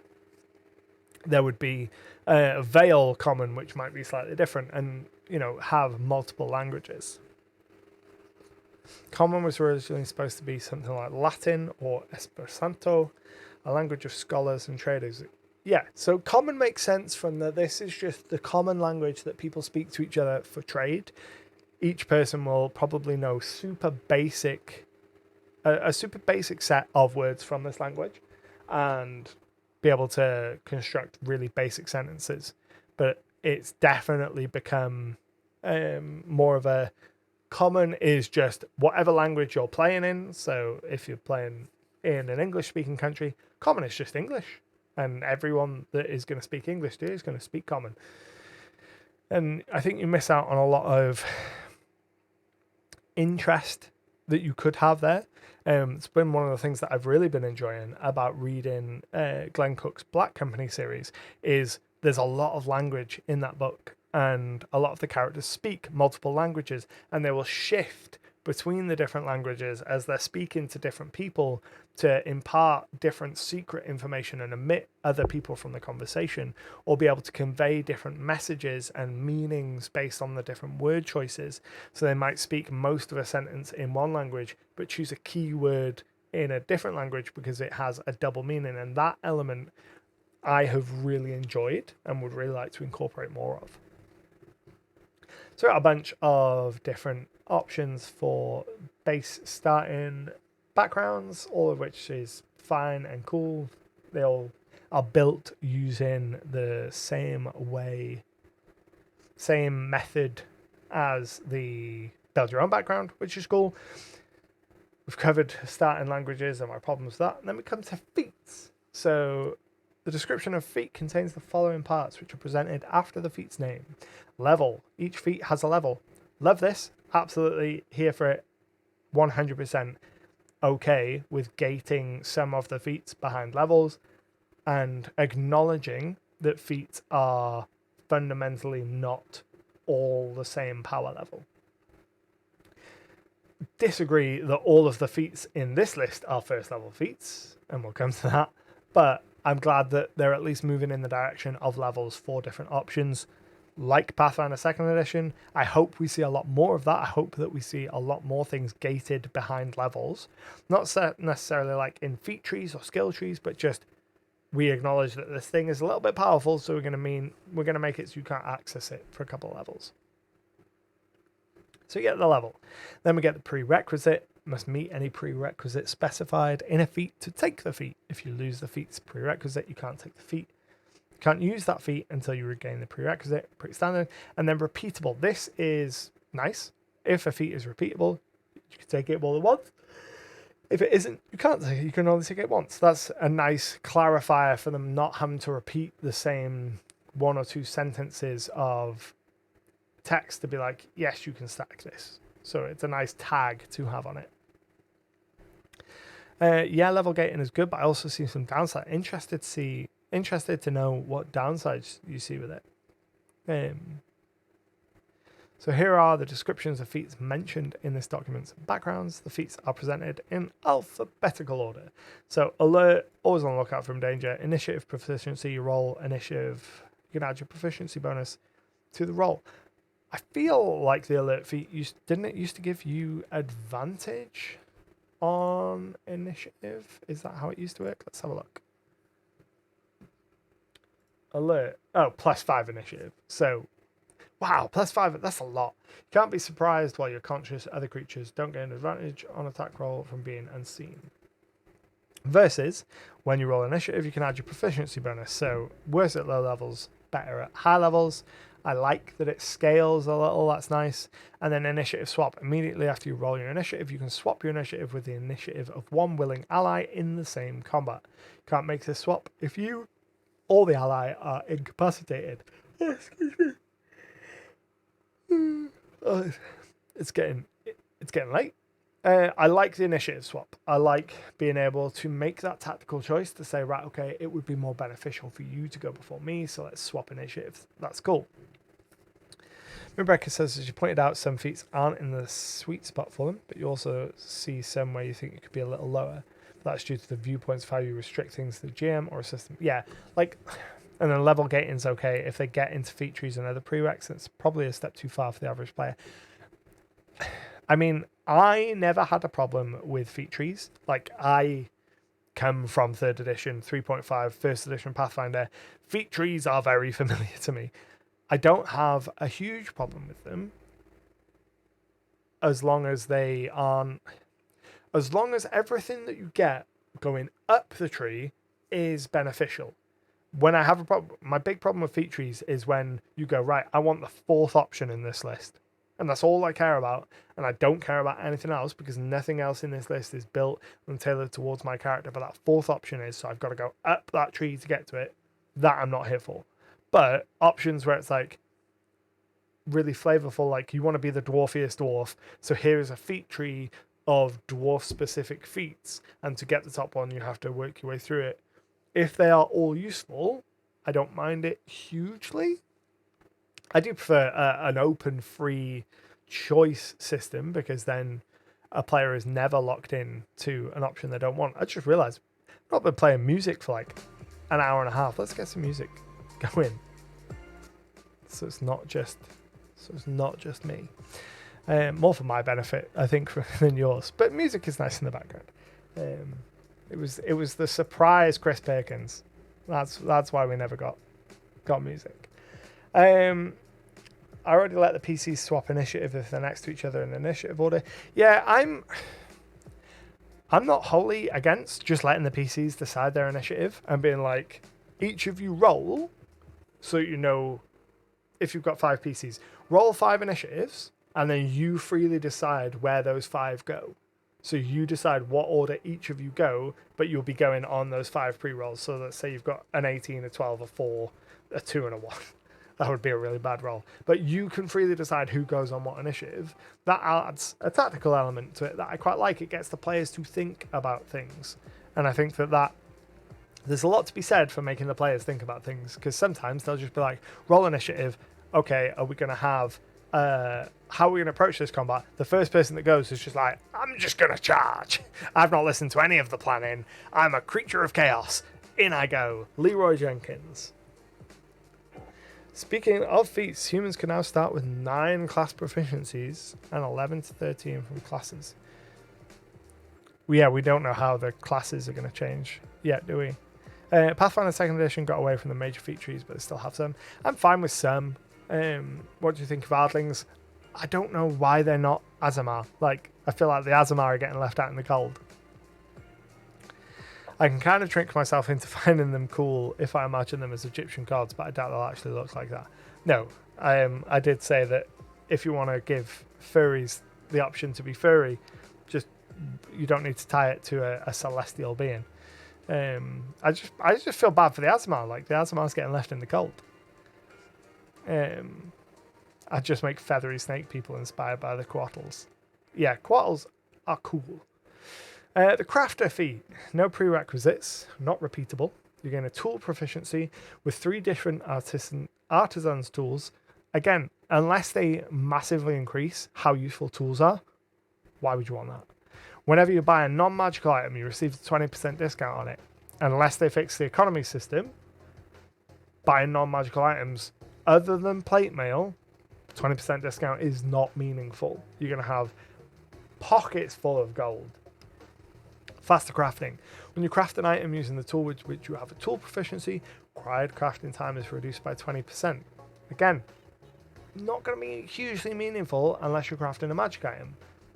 Crafting feat goes F tier. Healer.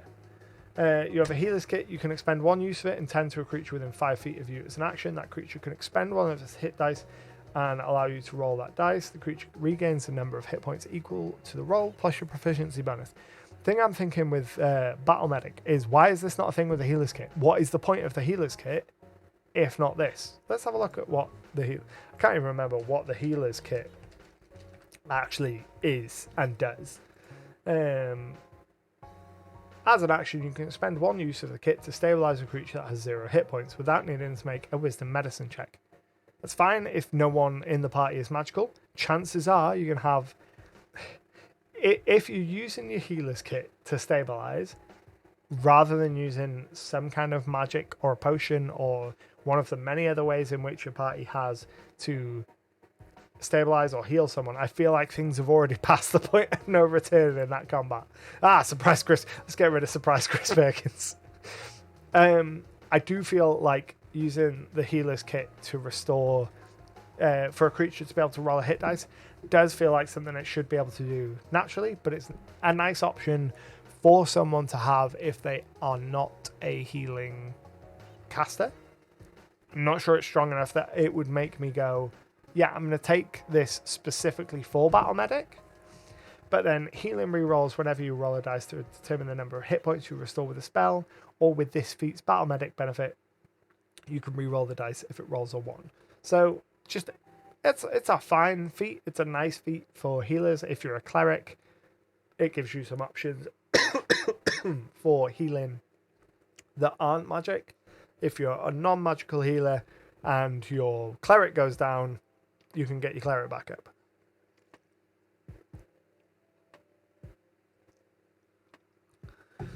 Yeah, the medicine skill and the healer's kit make no sense to me. Like, having the medicine skill should do more. Having a healer's kit, it's in the name. It should let you heal rather than just stabilize. Then we come to the lucky feat, always a contentious feat. It's one of the very few things in my game that I've actually said, no, you can't use that.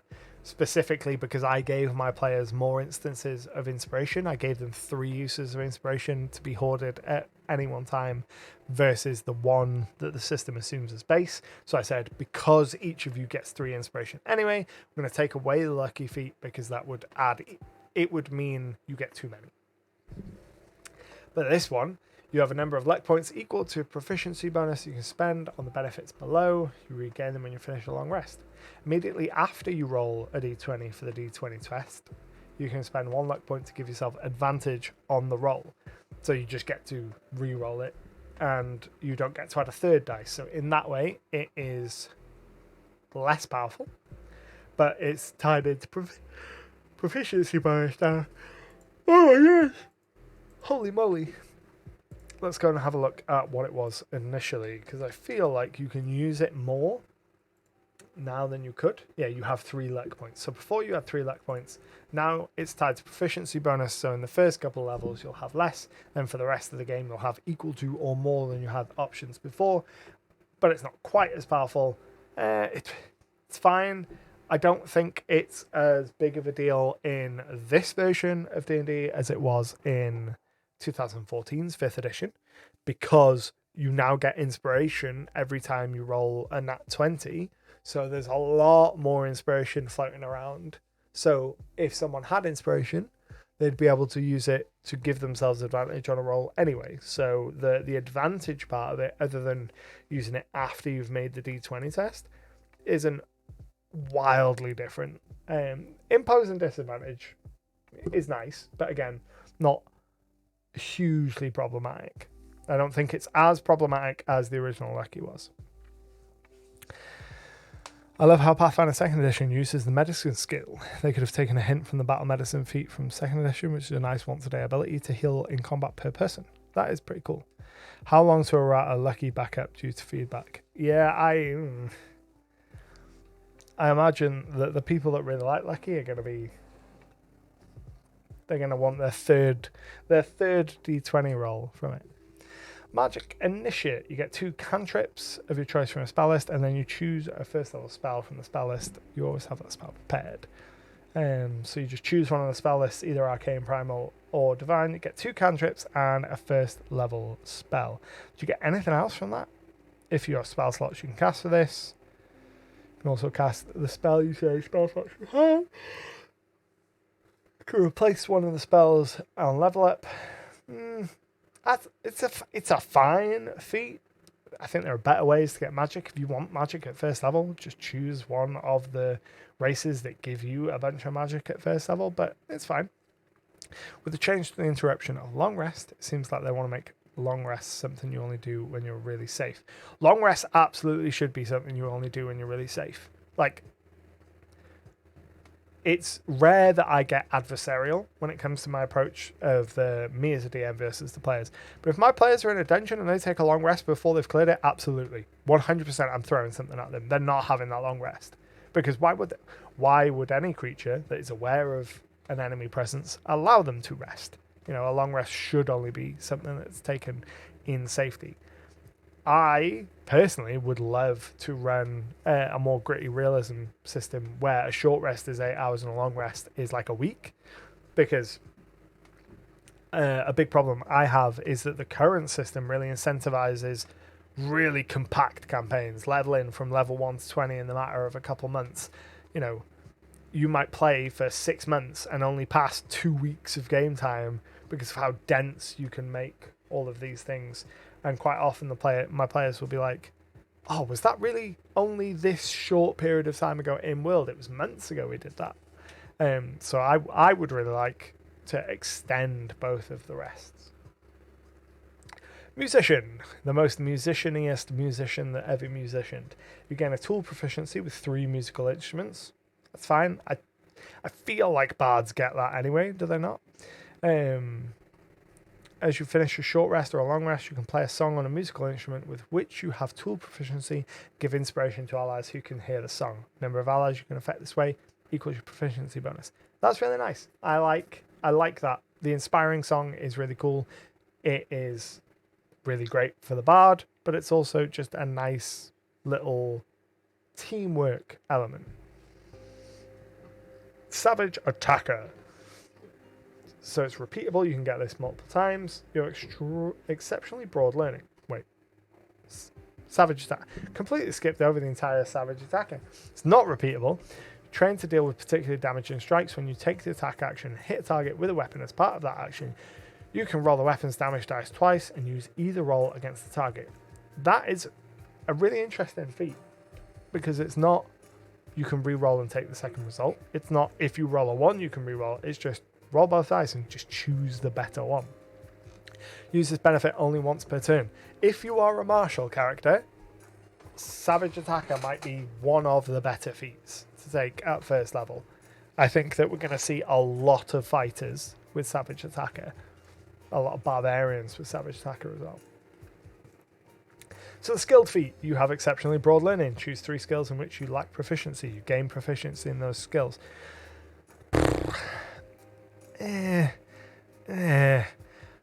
My problem with the skilled feat is that a problem I have with 5th edition in general is it shrunk the skill list. So everybody, or most parties, have a lot of skill overlap and very few skill gaps anymore. And just being able to pick up 3 new skills in addition to anything you get elsewhere, it's a lot of skills to have.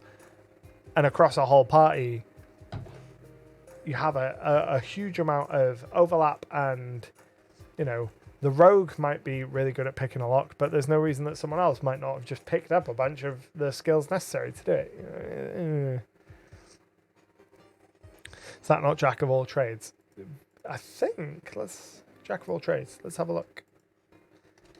Of all trades. The skill list of this version, I assume, is going to be the same. They've not mentioned anything of the list of skills being different. You can add half your proficiency bonus rounded down to any skill check you make that doesn't include your proficiency bonus. Bards.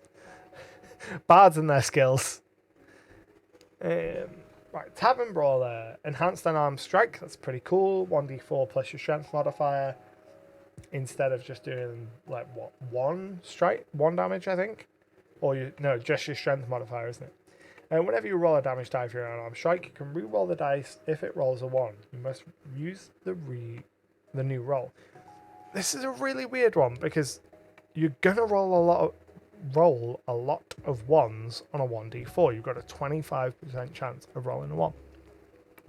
So you're re-rolling that. So you're gonna be doing, like, I don't know why they didn't just take those two options and just be like, you roll a 1d6 plus your strength modifier. I suppose not to encroach on monk territory, maybe, but we don't know what the monk's gonna look like. But it's a weird one. It's like a 1d4, but then 1/4 of the time that 1d4 isn't going to be a 1. Well, it'll almost never be a 1. When you hit a creature with the unarmed strike, as part of an attack action on your turn, you can deal damage to your target and also push them 5 feet. You can use this benefit only once per turn. It would be nice if that shove was also a grapple, like if you could grapple as well as shove, but shoving is nice. Yeah, why not word it like Savage Attacker? Roll 2d4 and take the better result. That would be so much more simple. And yeah, I like that a lot, actually. I've got to say, I hate all the reroll damage dice abilities in 5e. The players generally forget them, and they're a pain to implement in virtual rollers. Yeah, the implementing them in virtual rollers can be a real pain. In terms of the rerolling in general, I could definitely, if someone made an argument to me that players in 5th edition now have it too easy, and especially when you look at some of the options that they get, it's going to be even easier for players. I don't think I would argue with that point of view. I don't necessarily think it's a bad thing, but I definitely don't think it's untrue. And then we get tough. Tough is such a weirdly worded feat. We get furniture as weapon. You can use furniture as a weapon. The rules for the Great Club for small or medium furniture, and the rules for the club for tiny furniture. That's fine. That's cool. I'm sure that the improvised weapons rules are similar or something to that anyway, but that's fine. Tough. Your hit point maximum increases by an amount equal to twice your character level when you gain this feat. Whenever you gain a level thereafter, your hit point maximum increases by an additional 2 hit points. Why not just word it like you gain 2 extra HP for each character level? Because that's what it is saying. It's worded like that, so if you take this feat at level 10, you get an extra 20 HP and then 2 HP each level thereafter. But it's a weirdly worded feat that I think a lot of new players are going to read and be like, wait, what? How many? I want to take the test. How many HP do I get? Just take this feat, get 2 extra HP per character level. Would be much simpler.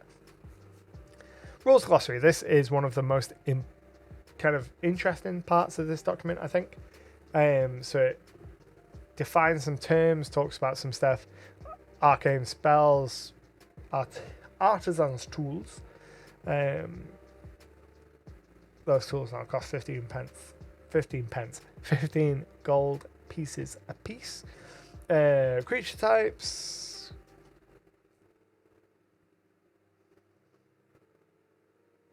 Don't know why they included a reference to creature type here, because nothing has changed about creature type here.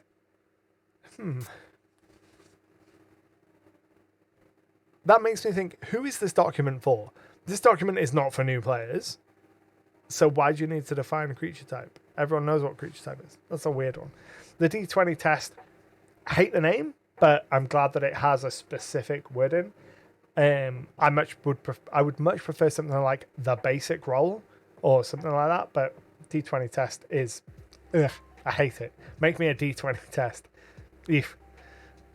But I do like that it is codifying what it is, how it works, what it applies to, and how a player interacts with it.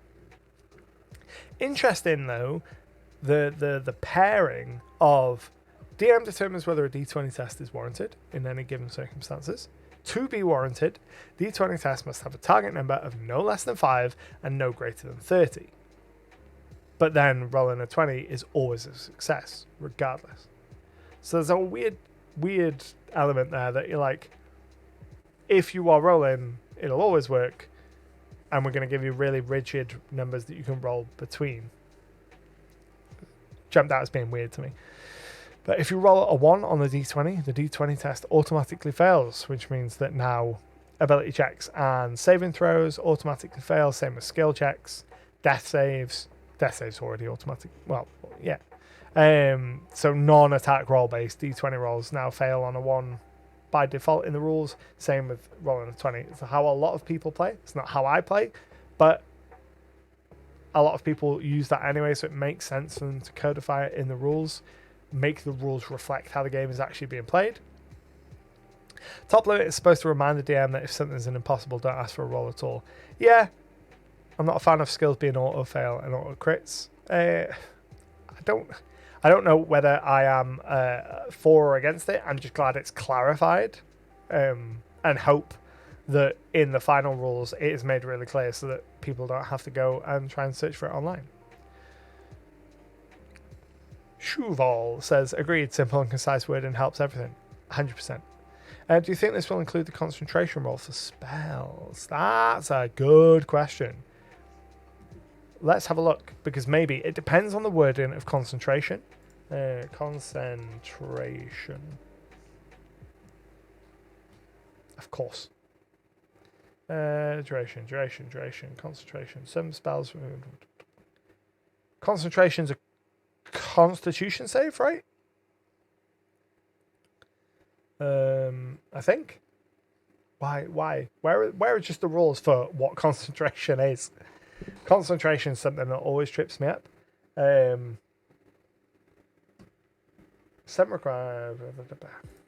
just click duration and find concentration. Here we go. Normal activity. DMF. Following factors can break concentration. Taking damage. There we go. Constitution saving throw. So Constitution saving throw is a saving throw, which is part of the D20 test. So yeah, a 1 on a concentration check would be an automatic fail if the rules for how concentration checks work stay the same. It's about to get cynical here. Automatic success failure becoming a core rule combined with handing inspiration out like Candace honestly makes me feel like the game is aimed at streamers more. Increases the number of nat 1s and 20s so you have more opportunities to screech like a baboon whenever it happens. I mean, it undeniably feels nice when you roll a nat 20 as a player.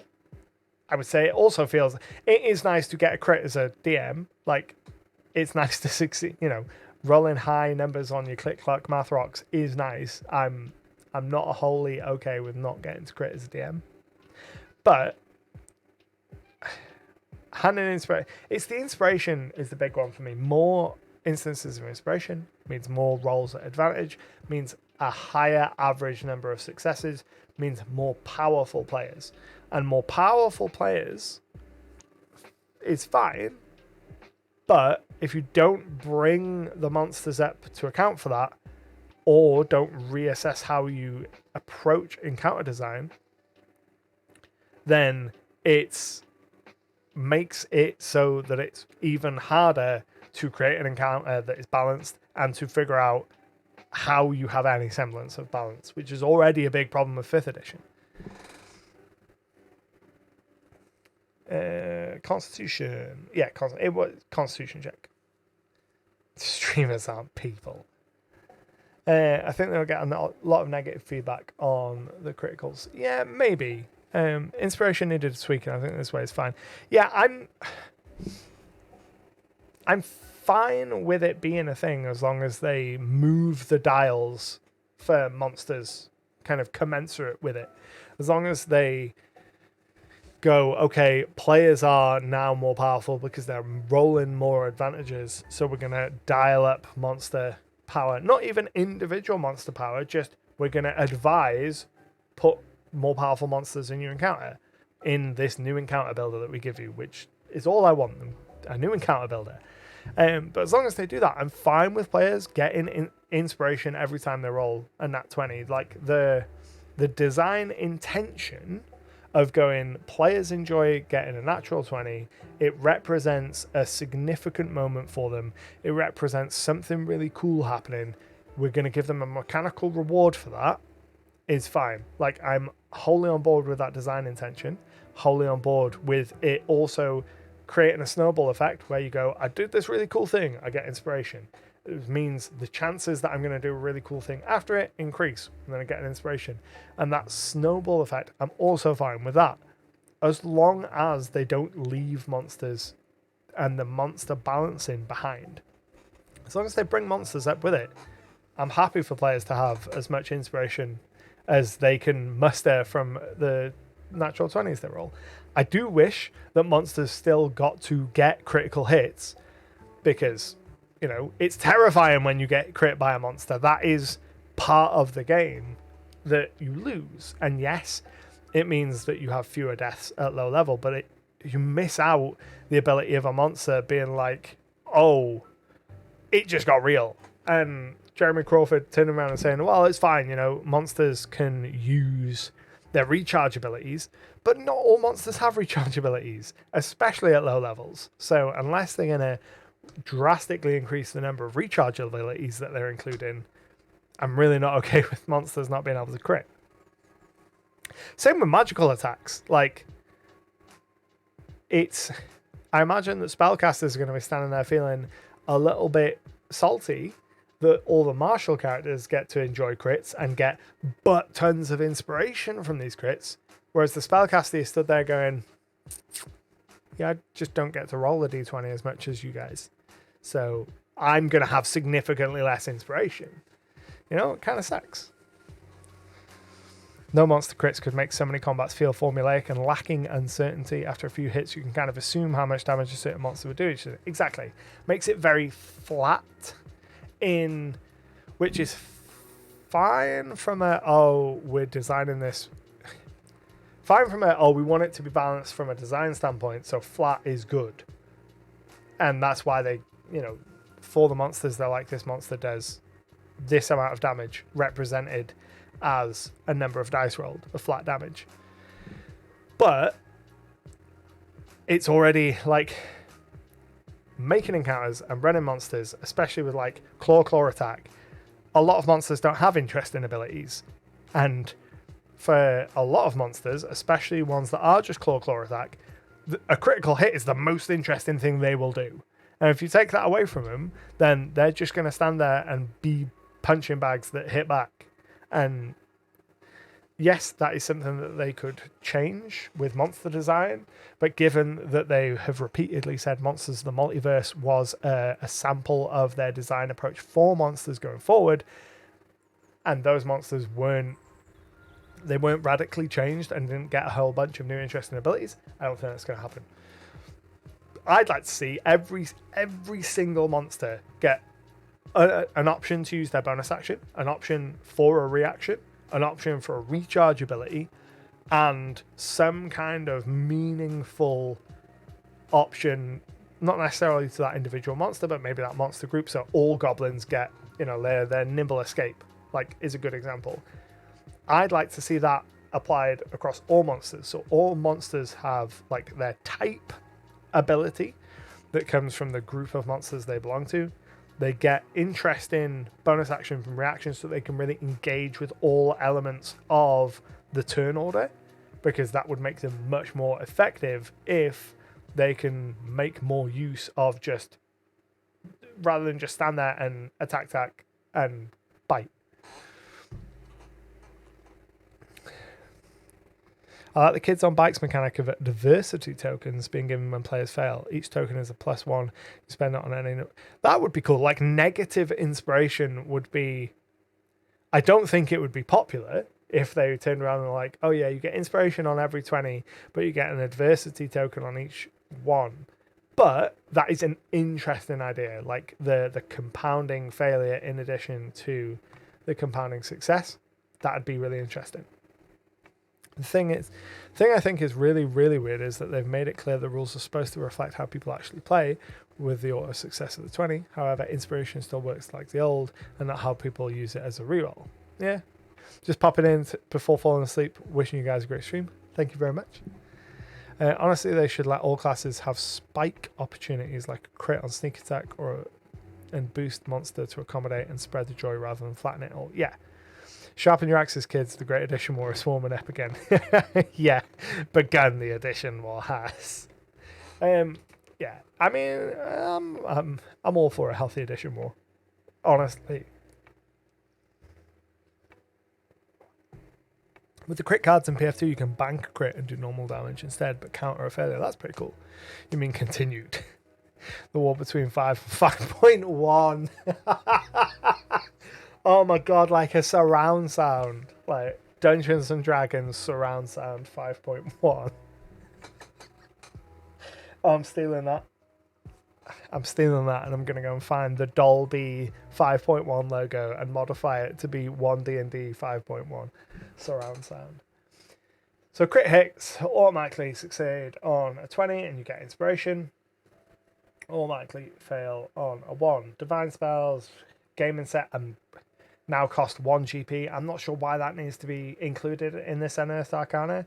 Like, clarification of gold amounts, especially when we have no context of the wider economy system, super relevant.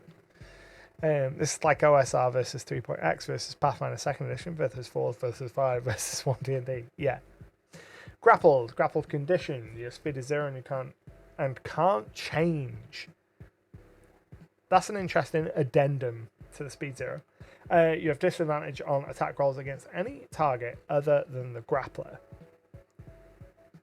But at no point when you are grappled does it say you can't cast spells or fire ranged weapons. So someone could grapple you and you could be shooting at someone else. Which I suppose all it means is if they've put hands on you. Grappler can drag or carry you, but the grappler settles the slowed condition. This is a rule I use anyway. I don't think I was even aware that it wasn't a real rule, that you move as though difficult terrain when you're carrying something and grapple. You can move with them. It just makes sense. And escaping while grappled, you can make a dexterity or strength saving throw against the grapple DC end of each of your turns. Interesting that they moved it away from athletics or acrobatics and just a straight dex or strength, because it removes some uses from those skills. And if they've not replaced it with anything, what are you using a lot of those skills for? You end the condition on yourself on a success. Condition also ends if the grappler is incapacitated or if something moves you outside the grappler's range without using your speed. That's an interesting one. If you've got a tavern brawler and your friend gets grappled, go up to them and punch them in the face and shove them 5 feet. That'll break the grapple and do 1d4 plus your strength damage to them, because you're moving them without using their speed. So that means if you break free, you still can't move that turn. You make the end of each of your turn, yeah, so you've got to wait until the end of your turn. Should have called it D&D 1 because I'm D&D 10 with this game.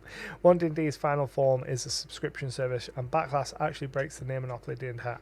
Nothing's going to break the near monopoly. I'll talk a little bit about that right at the end, I guess. Incapacitated. Can't take actions or reactions. Your concentration is broken. Can't speak. Incapacitated when you roll initiative. You have a disadvantage on the roll. Then the rules for inspiration. Rules for long rest. If combat interrupts the long rest, it completely disrupts it. You just get a short rest if you've rested for an hour. That's fine. The slowed condition is a new thing. It applies for difficult terrain. 1 extra foot of movement for every extra foot you move using your speed. Nice quality of life thing. There's a lot of other rules that impact your movement speed, so now they can just say you are slowed when you move through these things. Attack rolls against you have advantage. Ooh. That could change how, if it's when you move through difficult terrain, you are slowed, instead of when you move through difficult terrain, you must spend 1 extra feet of how it is now. It means moving through difficult terrain would give advantage against attacks against you, and you'd have a disadvantage on dexterity saving throws. That's interesting. That could make difficult terrain significantly more prominent, which would be cool. Talking about subs, their new VTT they're going on launch, that screams a subscription to me, almost certainly. I do think that making it a game as service would break the near monopoly. There are way too many games at D&D.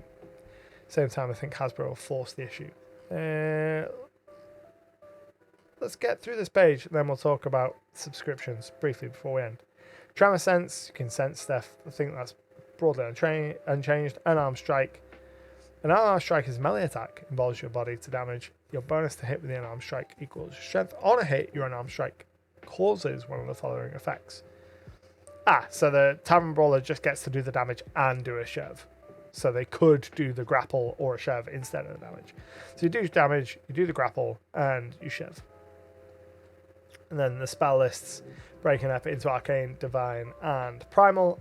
All for that makes it much easier to design new stuff.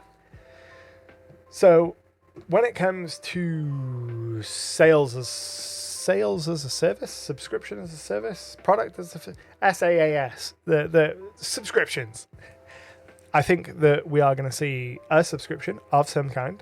I think that either we will see D&D Beyond move to a subscription model where you get to pay an amount each month to get access to all of the content and not just the weird D&D Beyond exclusive mechanic stuff that you get now, because there is a subscription now, but you don't get content for it, I don't think.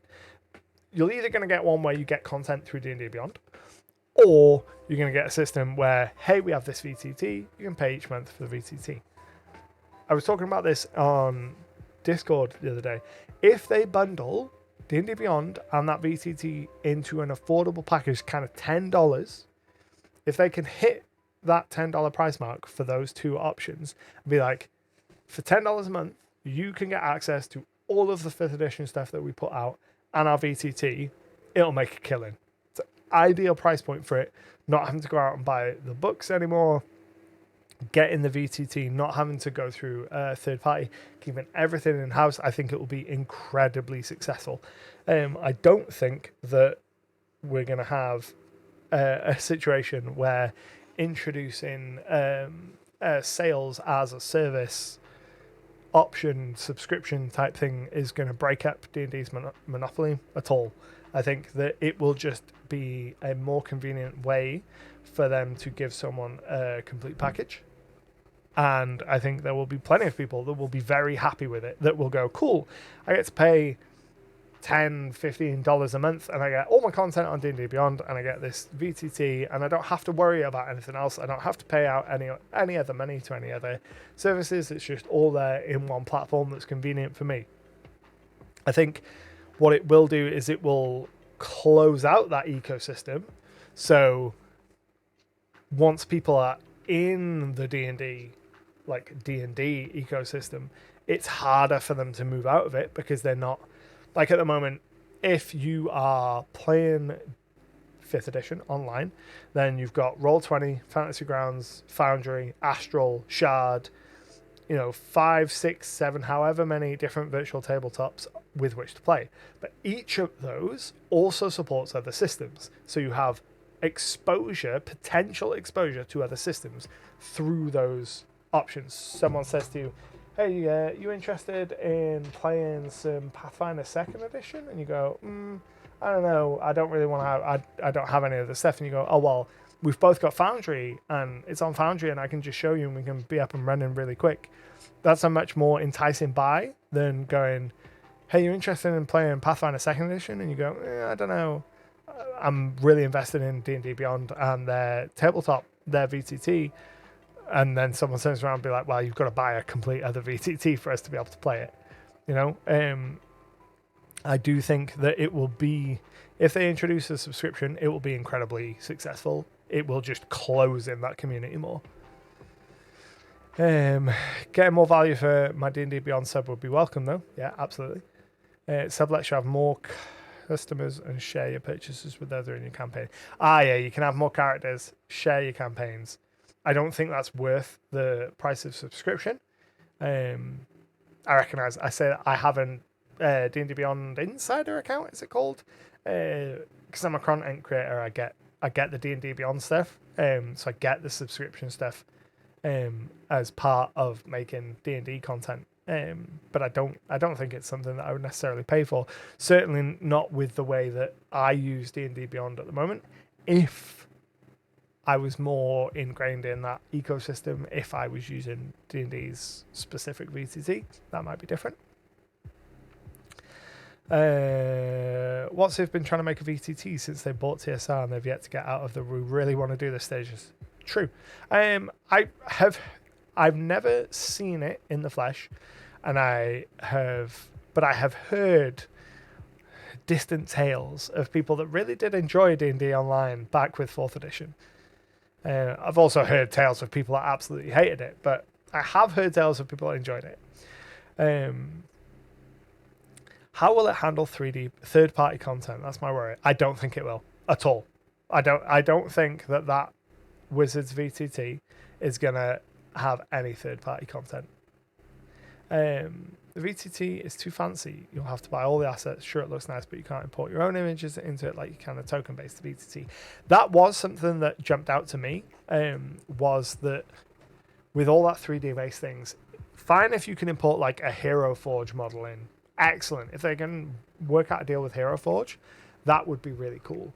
But for just quickly getting a monster in there, like if you have a homebrew monster that is really weird and wonderful that you've based on a piece of artwork, let's say, probably going to be really, really hard to get that into that 3D based VTT. And I'm not 100% sure I'm totally down with 3D based VTTs. I think that does step it more towards video game in my mind. Especially like if Baldur's Gate 3 is built on the 5th edition system, why would we not just all make characters in Baldur's Gate 3 and run through that, you know?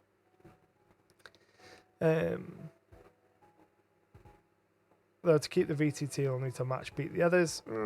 Not necessarily. There's a lot of VTTs out there. Like, the biggest benefit for Wizards one is that it'll be Wizards one. You know, they'll have that infrastructure pipeline to go, hey, you just found out about D&D. You just bought this player's handbook in your local store. A couple pages at the back of the book. Be like, now go to D&D Beyond and redeem the code to get this book digitally for like $10 because then they're not doing it for free. They've made that clear with Dragonlance. And then another page being like, and did you know we have a virtual tabletop? Log on to this place and check it out, you know? They have the benefit of all of the infrastructure kind of all on the sales pipeline to do that, so they don't need necessarily to worry about the best.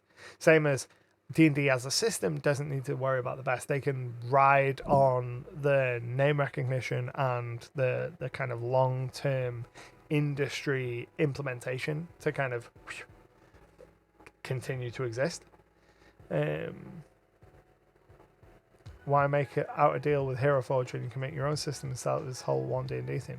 I mean, if they do that, if they make a miniature creator that is as robust as Hero Forge, absolutely fine.